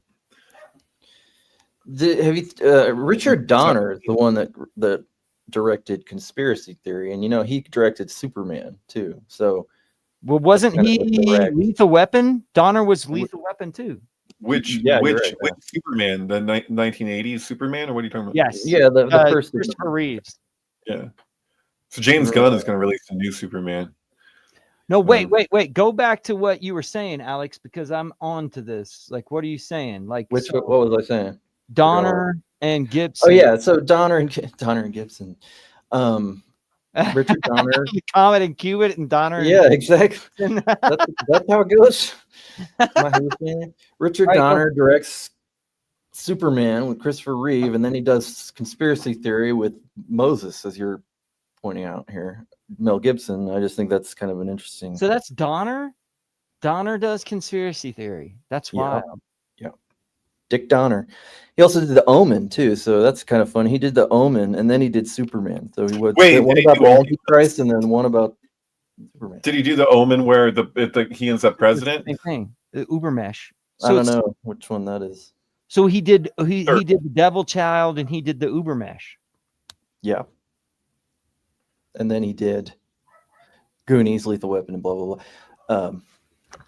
Goonies, yeah, so face and mouth and all the kiddos getting their weird nicknames. Feels like there's something like I know people dismiss it or whatever. The little person who points at his Wang and Back to the Future 3 in that scene that we were just looking at with it feels like there's some more to that than he was just being facetious. Like, was that just like what the hell? Like, how did that make it into the movie? Like, they just missed that. I don't know if they show him here. Do they show it in this? But you know what I'm talking about, right? The little person on the train. This isn't Joe, is it? Who's that was the scene right there. We were looking at it. LLX Finis Temporis. He's got some game kid or whatever. Maybe if you put they're like, is it going to show? Oh yeah, no. People see because there's that kid right there. It's actually just a little kid. I thought it was a midget in my mind. I guess Joe has changed culture. Joe changed culture right away. Joe, see how they're all dressed in purple? That's intentionally. So the whole over the rainbow thing kind of like makes sense. Mary Steenburgen, like, not to interrupt you, Mary Steenburgen just comes up she's like a ghost. She's just everywhere and everything. I don't know why. It's like I just watched Clifford and she's there, and I watched something. I just watched Clifford the other day too. Yeah. That was the movie I was talking about. There's a salient connection between Clifford and Step Brothers. Wait, are you talking about Clifford the Red Dog? Or are you talking about No. We're talking about Martin Short as like a little kid with this is the paranoid American. Fred Savage. That's what I've been saying, bro, this whole time. Okay, we're watching that next then. Okay, well, there's something weird here because Clifford, yes, you're like, you think Clifford, you think of the big red dog, but then who also stars He's besides Martin wearing Short red. in the movie Clifford is Charles Grodin, who's in Right. Beethoven and Beethoven 2, right? Exactly. With Which is a dogs. big dog. Oh, Yeah. boy. And you know who else is in Clifford? But he's is in red. Look at him, he's Dabney in red. Coleman. Dabney Dabney Coleman. Coleman, who is in The Man with One Red Shoe. Oh. And so So there's a color centric. There's a color centric sync going on here. Right, and he's the guy in The Serious Man with the Metaculus. I forget that actor's name. Oh yeah, he's great. I forget. I mean, I can't believe we went right Richard back to Richard Kind, isn't it? So Richard Wizard Kind, of yeah. so have you and you want to elucidate? How much do you feel like The Man with One Red Shoe is about the Wizard of Oz? Like, what would you connect it there? Oh, yeah. I mean, it is because here's a connection. Is that Carrie Fisher's in it, and she was in Under the Rainbow. Under the Rainbow with Chevy Chase and the Little People. Chevy Chase, and this guy's name is Richard Drew. He's being chased by the CIA. And Belushi Belushi's Red. Belushi's in the other Christopher Lloyd Mary Western movie we talked about earlier. Right. Okay, so wait. There's this whole Going like south. Apex, Yeah.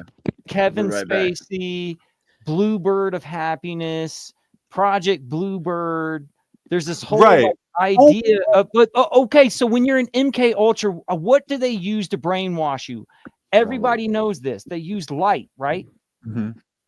They use Yeah. the If you're color lucky. spectrum. If you're lucky, they'll just use light. Light and Wizard of Right. Oswald. many things. Other. Wizard of Sound, I Oswald? think, is probably even Dude. more important. What's the That's true. significance? Because- Everything, according to pop culture, everything is flashing lights. Like that even happened with the Red Hulk. Most recently was Captain America 4. Captain America 4 had the whole idea that people were being brain controlled as assassins through their cell phone and flashing lights. But it has to do with the color spectrum. That's why he's the Red Hulk. Do you get what I'm saying? Yeah. Like Red Room, Red Shoe, Red Hulk. Red Hulk, Red Shoe, the color spectrum as far as like Ruby, the the Ruby whole laser. time Right, traveling but idea. is going- dude, the Somewhere Over the Rainbow. Okay, because over the rainbow, bluebirds fly, right? If bluebirds can fly over the rainbow, why Why can't I? Bluebird, children's So bluebird, outside the range. Yeah. Sorry. Outside of Oh the my God. range of like frequency or Yeah, something. ultraviolet and infrared light. Ultraviolet and infrared light are outside of the rainbow spectrum. right? Dig it, totally. And so you guys know, like the inspiration for the Wizard of Oz. It's so weird because people tend to get this backwards. They'll treat it that the Shirley Millennial Temple dance. movie called The Bluebird was quote unquote riding the coattails of the Wizard of Oz. When the truth is that L. Frank Baum took directly from the fairy tale, the children's Bluebird, for the whole basis of like a big part of the Wizard of Oz, which is why that's in the song like that about the Bluebird. I believe that they named that original project that ultimately became MK Ultra, right? After that book. For obvious reasons, if you get into the book, which also deals with the same concept of like the children, they go to sleep, right? And they have it's supposed to be a dream, but this like she wakes up at the end of the story and she's like, it was real, and you were there, and you were there. Same thing. But it was that the kids go to sleep right after seeing their neighbors across the way who are super rich having a party, and they're just like living in total poverty. And so that whole thing of there's no place like home, it communicates the same idea of like accept your position in society. Like see because the Bluebird of Happiness, that's the whole point, is that you had it all along, right? You never really left, there's no place like home. It's the same communication. Tom Hanks in the suburbs. Mm-hmm. There's the idea of like there's no place like home. Like the suburbs is like the suburbs is what happened to Kansas after Kansas turned into a city. You know what I mean? Like the globalization of America before in the time of the whole gold standard idea that the Wizard of Oz is set in is basically when you're getting the idea of a suburb, right? Like Kansas is a suburb, and in the book as well as the movie, everything is gray and boring inside of Kansas. But Kansas City is also one of the craziest, like Right. on a Tartarian wave. Kansas City is like Budapest. It's like North Korea. It's like a place that had been. You have to be in 2 different states to be in Kansas City. Half of it's in Missouri, Kansas City, Missouri. So they've literally split it across the state line, and it's where the biggest vanadium mines, where they get emeralds, or emeralds major composite ingredient is vanadium, right? It's a crazy place with giant tunnel systems, and it has huge infrastructure that seems super ancient, pre-American infrastructure, even to the point that that's where the first dark fiber was lit by Google. It has internet that's 10 times faster than anywhere else in the world, right? So something very interesting about Kansas City, because it is the Oz in a lot of ways. We don't think about it like that. So in a way, it's like this idea that the suburb is like a cookie cutter place where every suburb is like every other suburb. Like, so in The Simpsons, you never know where Springfield is, because like Springfield is like this code for every fucking American suburb. But there's only a few that are by a Shelbyville. Okay, but my point is where I'm going is like the sort of like the Gremlins movie and Back to the Future are in the same town, not necessarily because they're supposed to happen in the same multiverse, but because they were filmed in the same lot of the same movie production company. You know what I mean? So like in some weird multiverse, what happens in Gremlins happens in Back to the Future. Oh, totally. Yeah, and E.T. It's why The Boy's Life on the theater marquee, it's not just a homage. It's literally it's making a direct connection for a reason. Like you were talking earlier about the rainbow thing, and I'm just thinking about like when E.T. they play the drum roll from Also Sprach Zarathustra from 2001: A Space Odyssey when E.T. takes off, and the rainbow behind the ship, like that's all like symbolism is out of control right there, right? But or it's Noah and the flood. It's like a covenant of God and man, which is also on the movie poster, because they kind of share the whole idea of Adam touching the fingers of God. But also like, okay, so there's this idea of topology. Do you guys know what topology is? And as far as theology is concerned, so topology is the idea that things come in types in the Bible. So like the fact that Adam and Eve die on a place called the skull, and that Jesus is crucified on a place called the skull is related. I know about this is symbolically linked. What's that? Koresh was into this, and that's the only reason I know about it. I was like, I think I know something about that, and I'm like, I realized I got it from you in the past, but yeah. Yeah, but I think topology here, I'll even put it in the chat here but I think it's related to sync.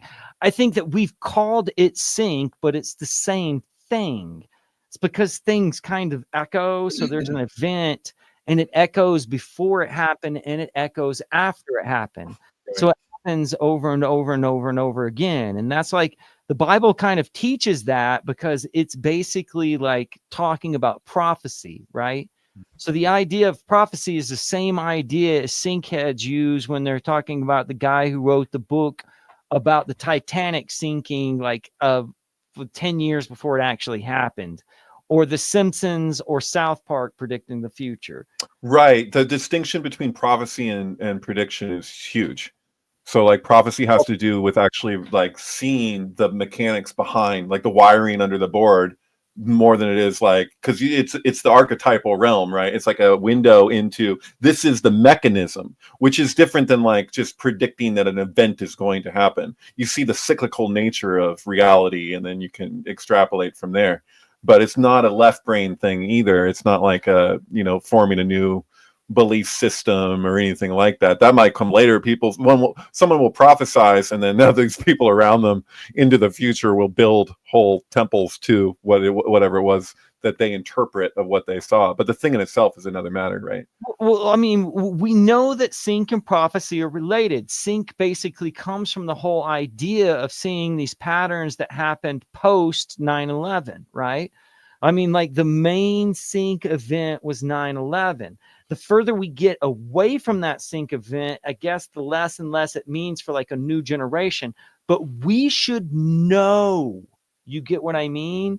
Like these things, like typology. I sent typology to Zenor Wiley, and Wiley sent back one word, archetypology, because they're related, like archetypes and typology, and this whole idea that types are related and in the Bible are related. But I think that all of these ideas of prophecy and media relation prediction are they're all part of the same study. Now, I don't necessarily mean to say that Jake Kotza is correct all the time, because if you guys remember, Jake Kotza was talking about President Harris because of like, you know, Harrison Ford becoming president and American or Captain America 4. Yeah, but she was president, was she not? I thought she was president for like Not 4 years. technically. Again, yeah. Time, I guess. She was though, weird, right? That was kind of the thing with the first presidency, right? But Trump is president. Was that a timeline change? Was that because like Ingersoll Lockwood had, I think the thing somebody said, like, who's gonna win? Which sync magic is gonna win? The Kamala Harris, like backwards in the stars sync versus Trump's Ingersoll Lockwood last president. I was like, I think Ingersoll Lockwood's going to take. Oh, that's the guy who wrote 1900, the last president. Yeah, the last president. And oh shit, why'd you pull this movie up? I'm not going to say. You go ahead first. Well, I don't know. I wasn't. Well, this came out on the same day as The Man with One Red Shoe, and so I watched it recently, and it's really good. Same day and year, Alex.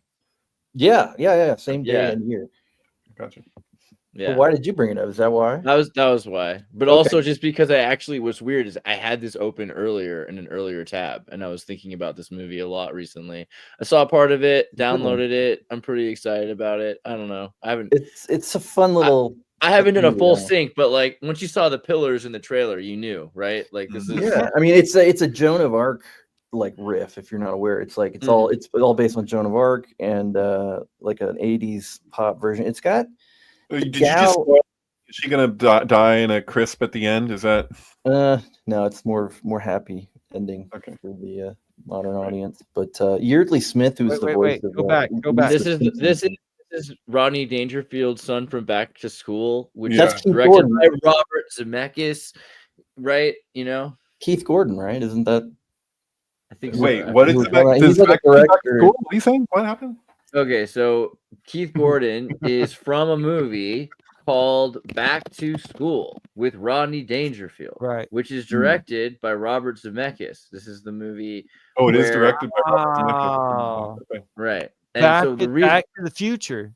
Back to School, Back to the Future. And this movie, the way it was made was they approached Zemeckis and asked him to direct it. And they said, hey, it's about a guy who has to go back to school to graduate like Happy Gilmore, or else he won't get to keep his fortune. And then Zemeckis says, no, you know what? That's not really my fantasy. My fantasy is that I get to go back to school now with all of the tools I have, and I get to help myself, you know, through any problem. I can hire Kurt Vonnegut to write my book report on Kurt Vonnegut. You know, immediately. I was like, dude, are we all in agreement what the best scene in this movie is when he goes to the way she says to him when he had Kurt Vonnegut do his homework about Kurt Vonnegut, and she's like, and reading your thing, it's clear you know nothing about Kurt Vonnegut, which is so like that feels so plausible. Like that's actually what would happen with Kurt Vonnegut if somebody like some professor. Like, no, you don't.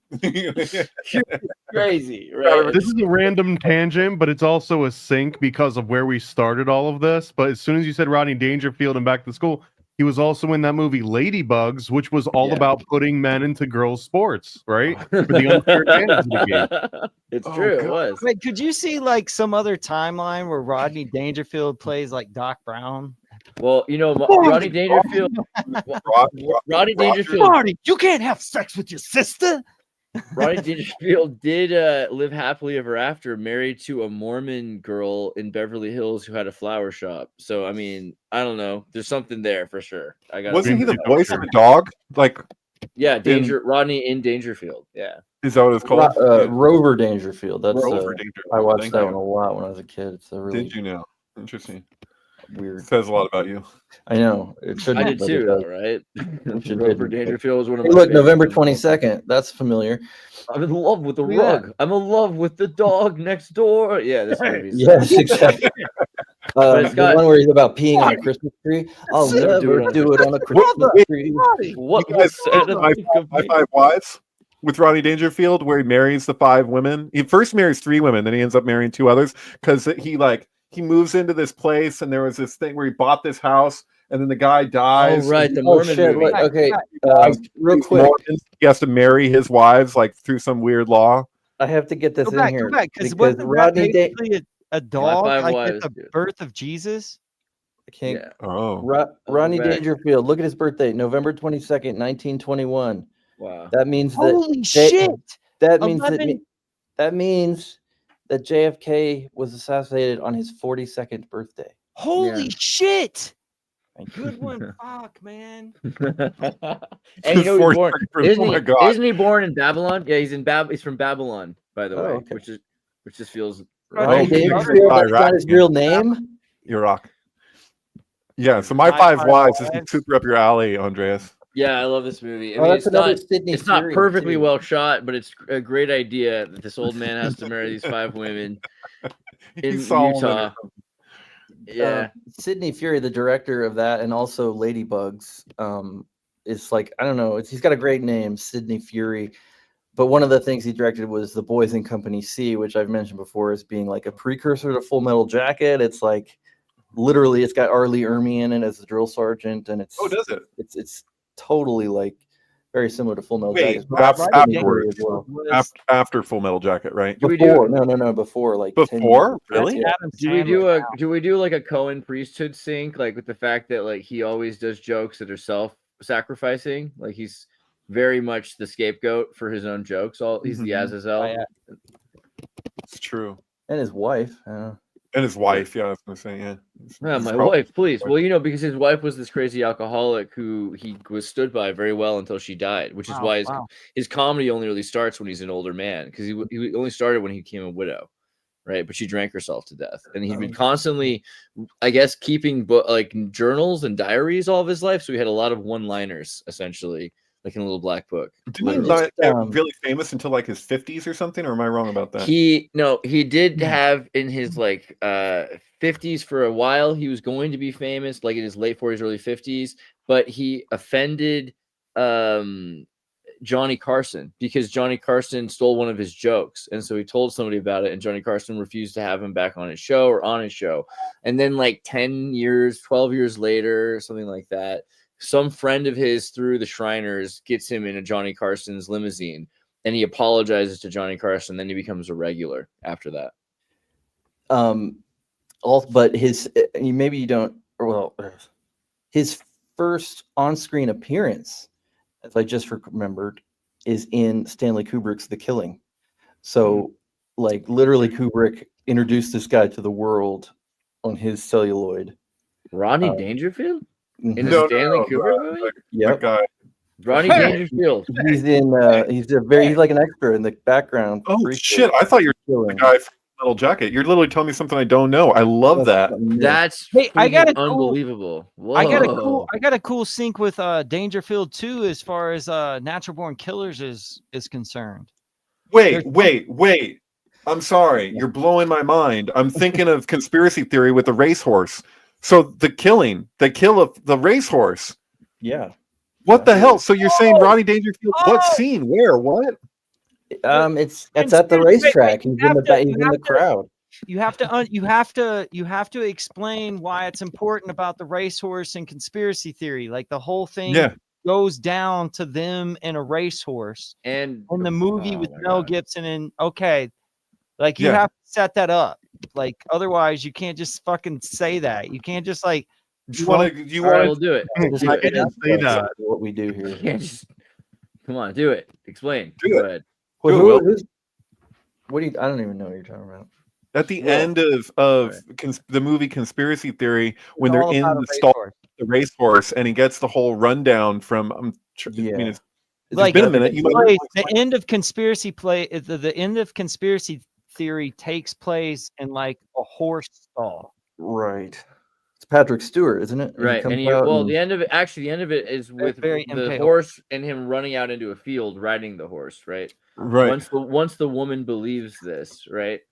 which is somehow related to like the Freudian, not for Jung's dream that he shared with Freud. Jung shared one dream with Freud where he was a horse. The horse dream. Yeah, because that's a very important scene as far as like Viggo Mortensen's sync web is concerned. Because Viggo Mortensen in actual real life is obsessed with horses, and he's actually injected horses and certain things that he's been involved with, like Lord of the Rings didn't really have very many horses.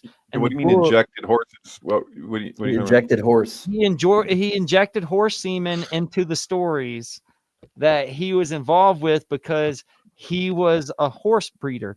Like Viggo Mortensen is in love with horses, so he's put horses into his movies or chosen to do movies that had to do with horses, like Hidalgo and shit like that. But like, it's just an interesting idea that I never had considered that there was a relationship there. Have you ever seen that documentary called Zoo? Just check it out. Okay. Well, it's related. It's related. It's related to what Will was saying. I just don't want to derail us too much, but just mental note. It's a very crazy documentary called Zoo. ZOO. Is it right here? Oh.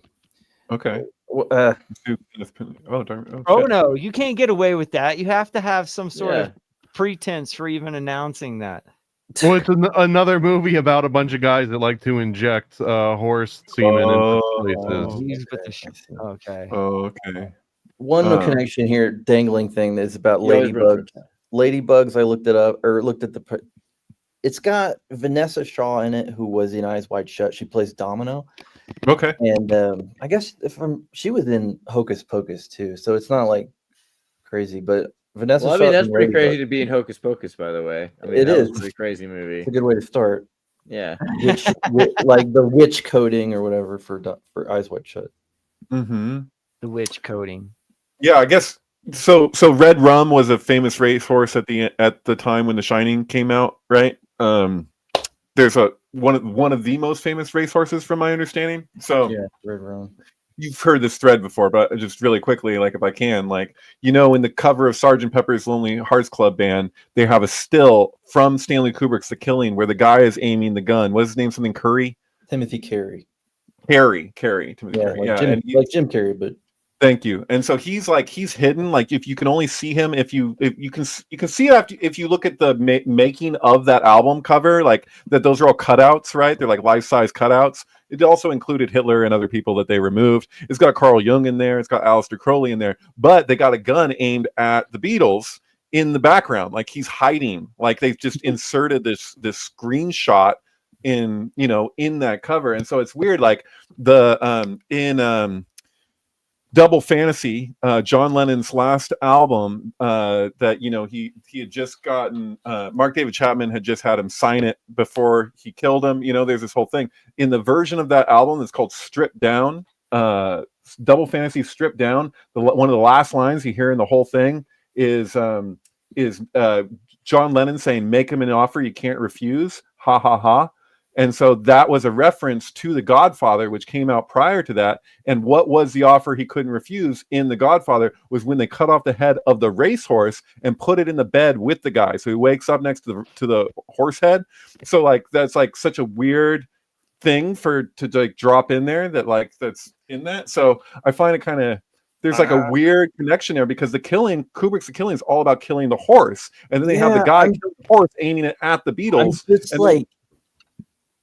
Kind of like I didn't know this about Rodney Dangerfield till just now that JFK was assassinated on his 42nd birthday, and so the fact that Kubrick introduced Rodney Dangerfield in the movie The Killing, which is about the killing. And I just wanted to say, while you're doing that, I've looked at every picture of him in the movie so far, and every picture of him is him actually looking straight at the camera. It's true, isn't it? All of them weird. The only guy who's staring right at the camera. And it's like, look at this every single time. It's freaking nuts. Okay, not but it's funny because he never stares straight at anything. Like Rodney Dangerfield is known for having the crooked eye thing, the crooked wandering eyes, like a salamander. So he's not even like in the scene. It's like It's like Jay and Silent Bob in the back of like Goodwill Hunting 2. It's like a chameleon in Rango. But wait, Alex, what were you trying to say? I'm sorry. Rango. No, I just said it. Just like Kubrick inserting Rodney Dangerfield, and this is all in and of before, itself in a advance thing, of JFK. Like, I don't know. That's a really fucking interesting. Is Rodney Dangerfield being inserted here like Tim Carey being inserted in the Sgt. Pepper cover? Look at that. Yeah. So he's like, oh, like he's like, it's Donald Trump has gone back and put Rodney Dangerfield. If I remember correctly, like if you watch the killing and you see these scenes and you're watching Rodney Dangerfield, like there's a point, there's some action that happens, and you go frame by frame, and like there's some weird glitch that happens where he literally cuts. And you could call it a continuity error, but it cuts and it like erases a person from the shot. Like he bumps into somebody and then it cuts and then they're just gone. Some kind of weird continuity stuff going on contemporary, like simultaneously. I had suspected Kubrick of using continuity problems intentionally before. Like there's that whole thing in the there's both. There's genuine continuity problems and there's intentional ones. And no, you can't know in any given instance which is. I think Kubrick is anal about his shots. So there's like one shot in The Shining where Jack Nicholson is talking to his wife and it's a normal conversation and there's a chair behind him. Yeah, but then when it cuts back, there's no chair. And Jack Nicholson starts getting mad at her. And it feels like when you watch it, he's aware that the chair's missing, but he's pissed at her for being stupid because she's looking at the chair and she doesn't know that it's gone. You get what I'm saying? Like, right. It's like that guy who we did Always Record with years ago, who had 2001 A False Flag Odyssey, where he was able to show not just that, okay, he flipped certain things, like so the shots will literally be in reverse, like they'll be backwards. Right. For instance, when he goes into the cooler, he goes in the cooler one angle, comes out of the cooler another angle. He can prove without, like, I can't argue with the guy that though him flipping it is each time he does it is explains the movie. Like it explains what's happening. Like when he goes in the wrong direction to go save Frank Poole, it's because he saw him going in the wrong direction on the screen. So he's like he's like, where is he? He's not here because it's literally what he was shown was going the opposite way. When he's going through the sketchbook and he's showing Hal his sketches, it's in reverse from what's in front of him. So, and he first it shows you that it's in reverse while he's drawing it. And then when Hal asks to see it, he skips that one that shows it the way it actually is.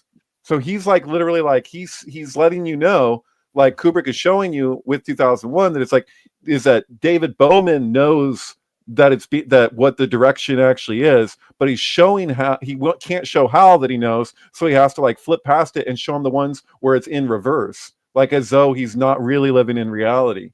It's so crazy. I mean, Kubrick did I call it like Kubrick's language of discontinuity. It's like it's an intentional discontinuity, and it's like his favorite thing to do. It seems like in movies, he's been doing it since Fear and Desire. These things that continuity edits, the things that you can only achieve with film.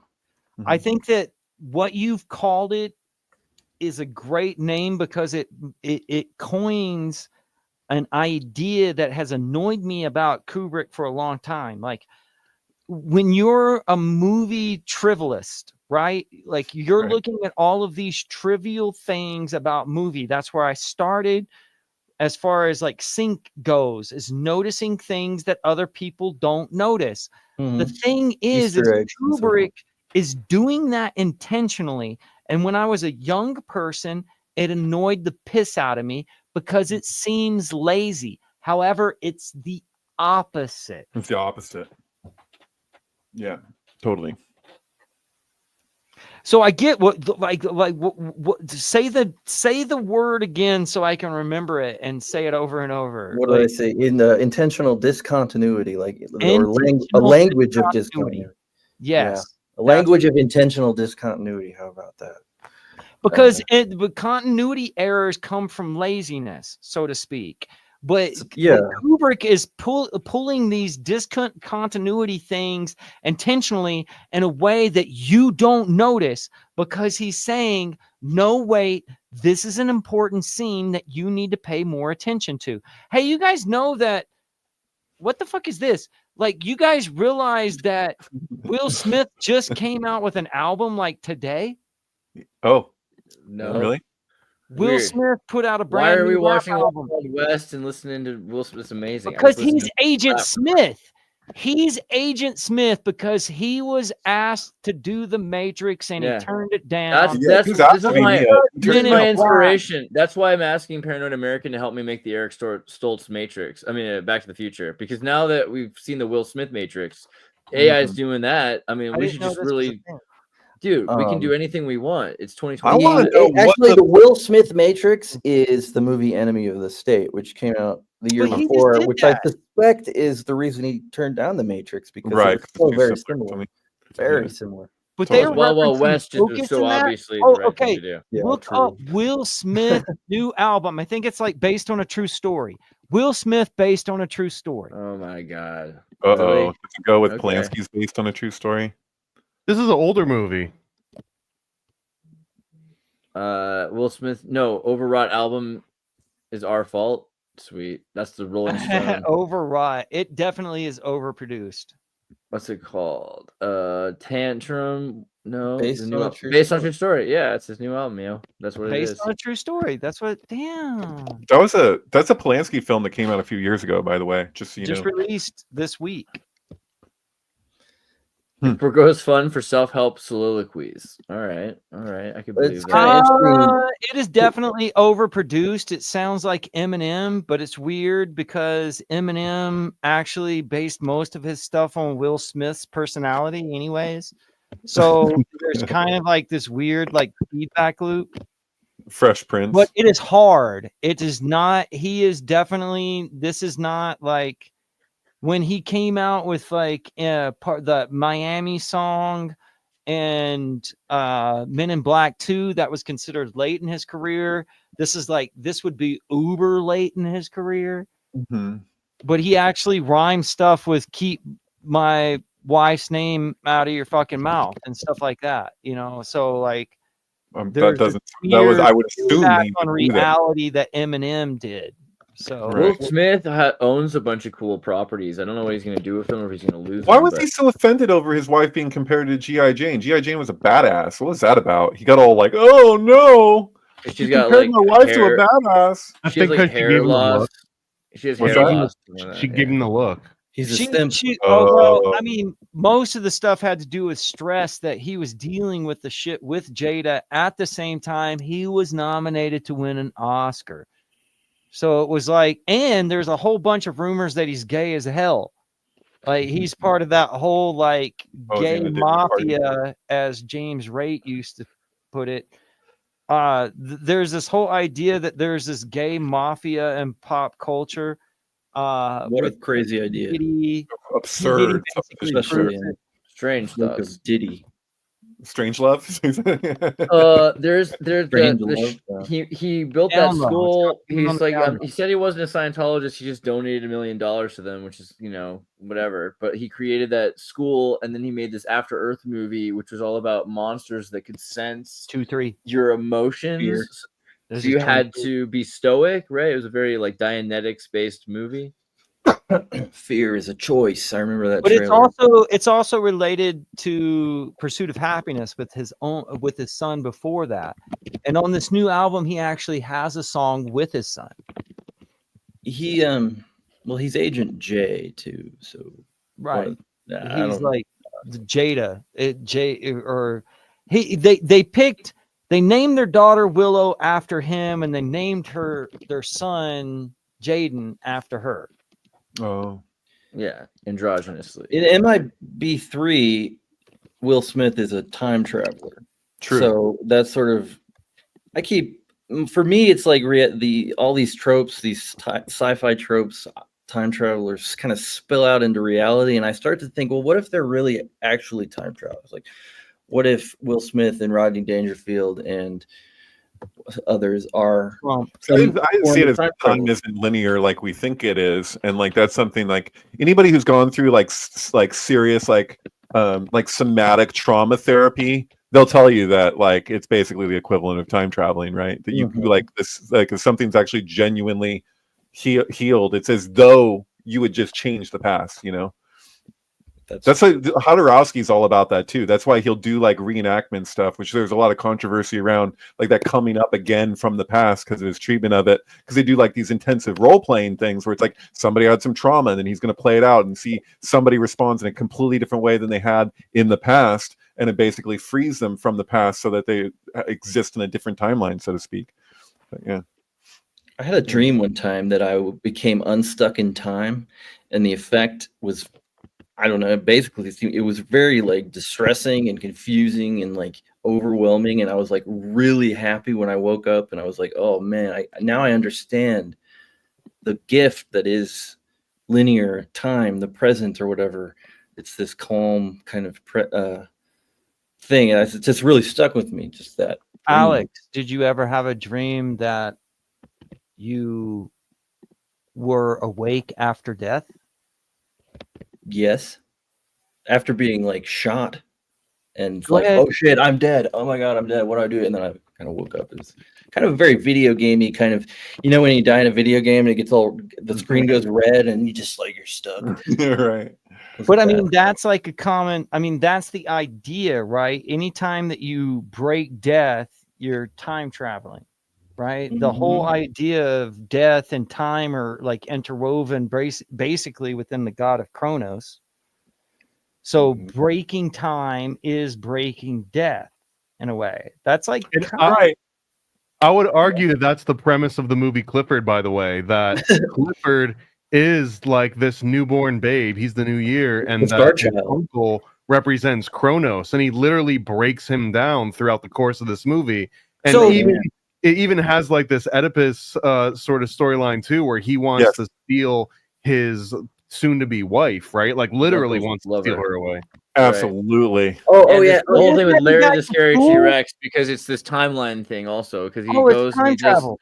It's a total. He's Danny Torrance because he's walking around with his dinosaur. It's like Tony, you know, the whole time. And he wants to get into a Disneyland ride and go on the Disneyland ride over and over again, which seems like it's sort of based on the Sinclair dinosaur. Right, it's a time loop, but it's very much like the train at Disneyland, where you get to go from Tomorrowland into the Main Street USA park. You go, but he also sets this thing to go super fast. I mean, there's probably a link here between this and the DeLorean. He does this over and over and over and over again until he's nearly consumed by the dinosaur. He just makes him do it again and again and again and again and again, and it's finally Doctor Strange. Actually, the end of Doctor Strange, but he can handle it, and then finally it's straight up like he's about to be consumed by the animatronic. You know, what's that movie with the Tammy and the T-Rex? Right, it's like Tammy and the T-Rex. Right. We might be too deep into you have like Whoopi Goldberg in that dinosaur movie where she's like the cop who works with the dinosaur, but also she's in the Star Trek version of the Nexus, or like this time loop idea. Oh yeah. So yeah. I've seen this happen with multiple actors where they get involved with these time traveling movies over and over and over again, where they're looking at the same idea from different points of view. So if you don't really consider that those symbols are related, you wouldn't notice. You get what I'm saying? Right. But the ideas of like going back to school or the ideas of going back to the time of dinosaurs are related. You know what I'm saying? It's all related to like, I'm just thinking of the movie Rashomon, the Kurosawa film, which by the way released on August 25th, 1950, which is 237th day, 1950, and it's all about 4 different perspectives on the same thing. So that's in a way, it's a time travel kind of thing, different where it's like timeline. Each individual who witnesses that's what cinema is all about, is achieving that. Go ahead. No, you're right. Like I get what you're saying. So Kubrick, master of cinema, master of time, like Tarkovsky wrote a book called Sculpting in Time, and and it's all about film editing, and so the whole thing is completely related. Of the manipulation of time in the form of editing can be directly related to like real time travel or time. That's what you call it. When you're in the Back to the editing, you Future call it a 3D time ride. lock. In the Back to the Future 3D ride, it ends with a volcano, very much like Revolt in the Stars, L. Ron Hubbard, right, and the Thetan creation of the Lord Xenu, but also with dinosaurs, right? It's the dinosaurs that are attacking the Back to the Future car, right? And you're flying through the dinosaurs. There's something definitely about giant. That is true. That was the that was reptilians. the ride. Yeah. Wow, it really is Clifford. Back to the Future connects to Clifford through the ride at the. I remember doing this. I remember being. Oh, I love this ride so much, and I did it a bunch of times. Like I'm the kind of guy. I'm like Clifford. Like I will do a ride over and over again sometimes, just so it's in there. It was up there with the Star Wars, the Star Tours. You know, Star Tours still exists, but they've changed it a bunch, it's kind of sad. Right. Yeah. You, Thomas, you bastard! I can't believe you did it. You're already done. All right. And if you look close enough, the dog tag says Synctank on it. Oh, wow. All right. Well, you're forgiven for that. I need one. I need one. All right. So we're all gonna have to get them. You guys are gonna need to get this is seriously one of the coolest shirts you can get. Seriously. It's on paranoidamerican.com right now. If you just go and click on shirts, little capitalist. And if you use checkout code, you you get a little discount. Capitalist. Use Synctank as a code. You guys have got a code. Synctank is a code. You guys heard that? All right. Sorry, man, this was like a time traveling episode, though. Like the whole epiphany with the dude from The Shining and then all the way to Rodney Dangerfield. I mean, like, are you serious?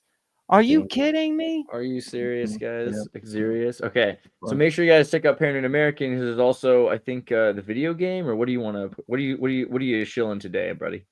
Yeah, let's push everyone to the video game because I really want to release that one next. I've put a lot of time and effort into it, and it's SatanicPanicGame.com. Sorry. Done. SatanicPanicGame.com. All right. Yeah, this one's all about Hollywood. It's on real research. It's something that I've been working on for multiple years now, and it's finally ready. I just need the time to put together the campaign and all the cool little bits and bots and like rewards and stuff to entice you guys. An interactive visual novel game inspired by true stories of sex, secret societies, and Satanism in pre-World War II New York City. I think you're gonna love it, and you're gonna need to know about it, and you can share it with your friends at church. You know what I'm saying? So also, David Charles Plate, MK Ultrasound 723. If you go to his page, you'll find all sorts of interesting things. He's got also highlights right here, which are his sync films. The one that I really wanted to talk about, he actually ended up uploading recently himself, which was Schindler's List with Leonard Cohen. And this is, for some reason, we didn't talk about this the whole time. We should talk about this way more next time. But why don't you introduce a bit about this sync, bro? The album is called The Future. And so it's that's another time traveling album. The whole album is like about time travel. It basically is, yeah. And so there's also Leonard Cohen's The Walk, which is in my with the film The Walk is not Old Ideas. Was it Popular Problems with The Walk? So there's like it's kind of related, but in terms of talking about time traveling, it's funny because I talked to Andreas and he talked about. I was like, Andreas, how did you get into the position that you're in? And he basically talked about that he had won the time traveling, jackpot and had gone back and fixed everything. But that's interesting. Like, if you are an advanced civilization who can time travel and can fix anything, does that mean that the fucked up things that have happened in our past were meant to happen? Certain ones, right? Because you got timeline treaties until 2012. So yeah. TVA. So just so you know, that the reason why that Schindler's List with The Future wasn't uploaded a long time ago is because now you can upload up to 4 hours with a blue check on X. Really? So like this is the only reason why I was sold on the blue check. Like I wouldn't have gotten a blue check as it was like, okay, what are you offering? It was like you can upload up to 3 hours Like you can upload a feature-length film and not get screwed over for copyright generally. Not That's pretty 98 times out of 100 apparently. But yeah, It's also kind of nice to not have ads. You know what I'm saying? Yeah, I'll be a little. Yeah, but, that's nice. but like, and you can do this to your TV. Like that's the great thing about this whole Twitter situation that David's got going on. You can like pop it right up on your TV and watch it that way. That's right. And if you want to download a Twitter video, I mean, sometimes like people will have it so you can just instantly download it. I don't have that, but I download people's videos all the freaking time. You just go to download Twitter video and it'll take you to some site and you can just do it and figure out even what size you want it to be or whatever. But most of my stuff that's on Twitter, not all of it, but most of it is also on my website for free streaming and download as well. So if something's like giving you buffering problems or something like that, you can just download the freaking thing. But I download a lot of videos. I don't know what other people do, but yeah. And then you can play it just from your HDMI is amazing. Like that, I all the time. I don't know how people exist without connecting an HDMI from your laptop or computer to your television set. Yeah, hell yeah, right? Anyway. Love those cords. Sell some Xirtus stuff, go to Xirtus.com. Sounds pretty good. Wait, I almost forgot one of my favorite parts. Alex Fulton. Cryptocubrology. Came in late. Well, you did just do a thing with Noah, which we need to get Noah back on. I like Noah. I just saw he posted something I liked recently. I forget what it was. But Noah, shout out to you. You handsome devil. Yeah. Noah's cool. He's always listening. Yeah. So let's do something with you, Noah. But yeah, what did you want to share a bit, Crypto, about what you've been up to, cubrologizing? Not really. I mean, I've been working on moving actually, so I've been sort of not able to do much. But once I get done with that in the next week or two, I'm gonna be getting down to business and writing, getting back to work writing. And I got this long thing I'm working on David Lynch. I hope to post, but and so. Once his death really set off a chain reaction of syncs for me. So both Plate and Alex here are into Lynch right now, huh? Oh yeah. A lot of people are into Lynch right now. And like I've always been into Lynch, but yeah, I haven't seen The Return. He passed away. I was like, I have to finish The Return. I'd only seen like a couple episodes. I was like, so yeah, it's impactful, man. Yeah, it's crazy. When he died, and the outpouring of just everybody, it was just really pretty amazing to see how loved he was. But yeah, the Beast. Has anybody written the Beast? Any of you? I thought for a second I had, but it turns out it was the Grizzly that I had written. Beast. Yeah, so Beast yeah, another giant wooden roller coaster. There's not that many. The Beast is in a town called Mason, Ohio, which is funny. Beast and Mason. And there was a son of Beast. There was actually a son of Beast too. Anyway, there's lots. I mean, you can just check my Twitter. I'm always tweeting lots of stuff. That Oz Pinhead thing was interesting. Tomorrow, Jack Black is Minecraft, Kubrick. 20,000. Yeah, this is 4/2. It's tomorrow. That'll be the 57th or 20 plus 37th anniversary of 2001 premiere. And Jack Black is going to be 20,307 days old. And so he's in the Minecraft movie that's premiering tomorrow. Yeah, right. There's definitely some to all that. These number syncs. I found some really crazy shit with Jack Black and his mom, which we can talk about. And his mom. Well, because she was involved with the moon. Yeah, exactly. Yeah, right.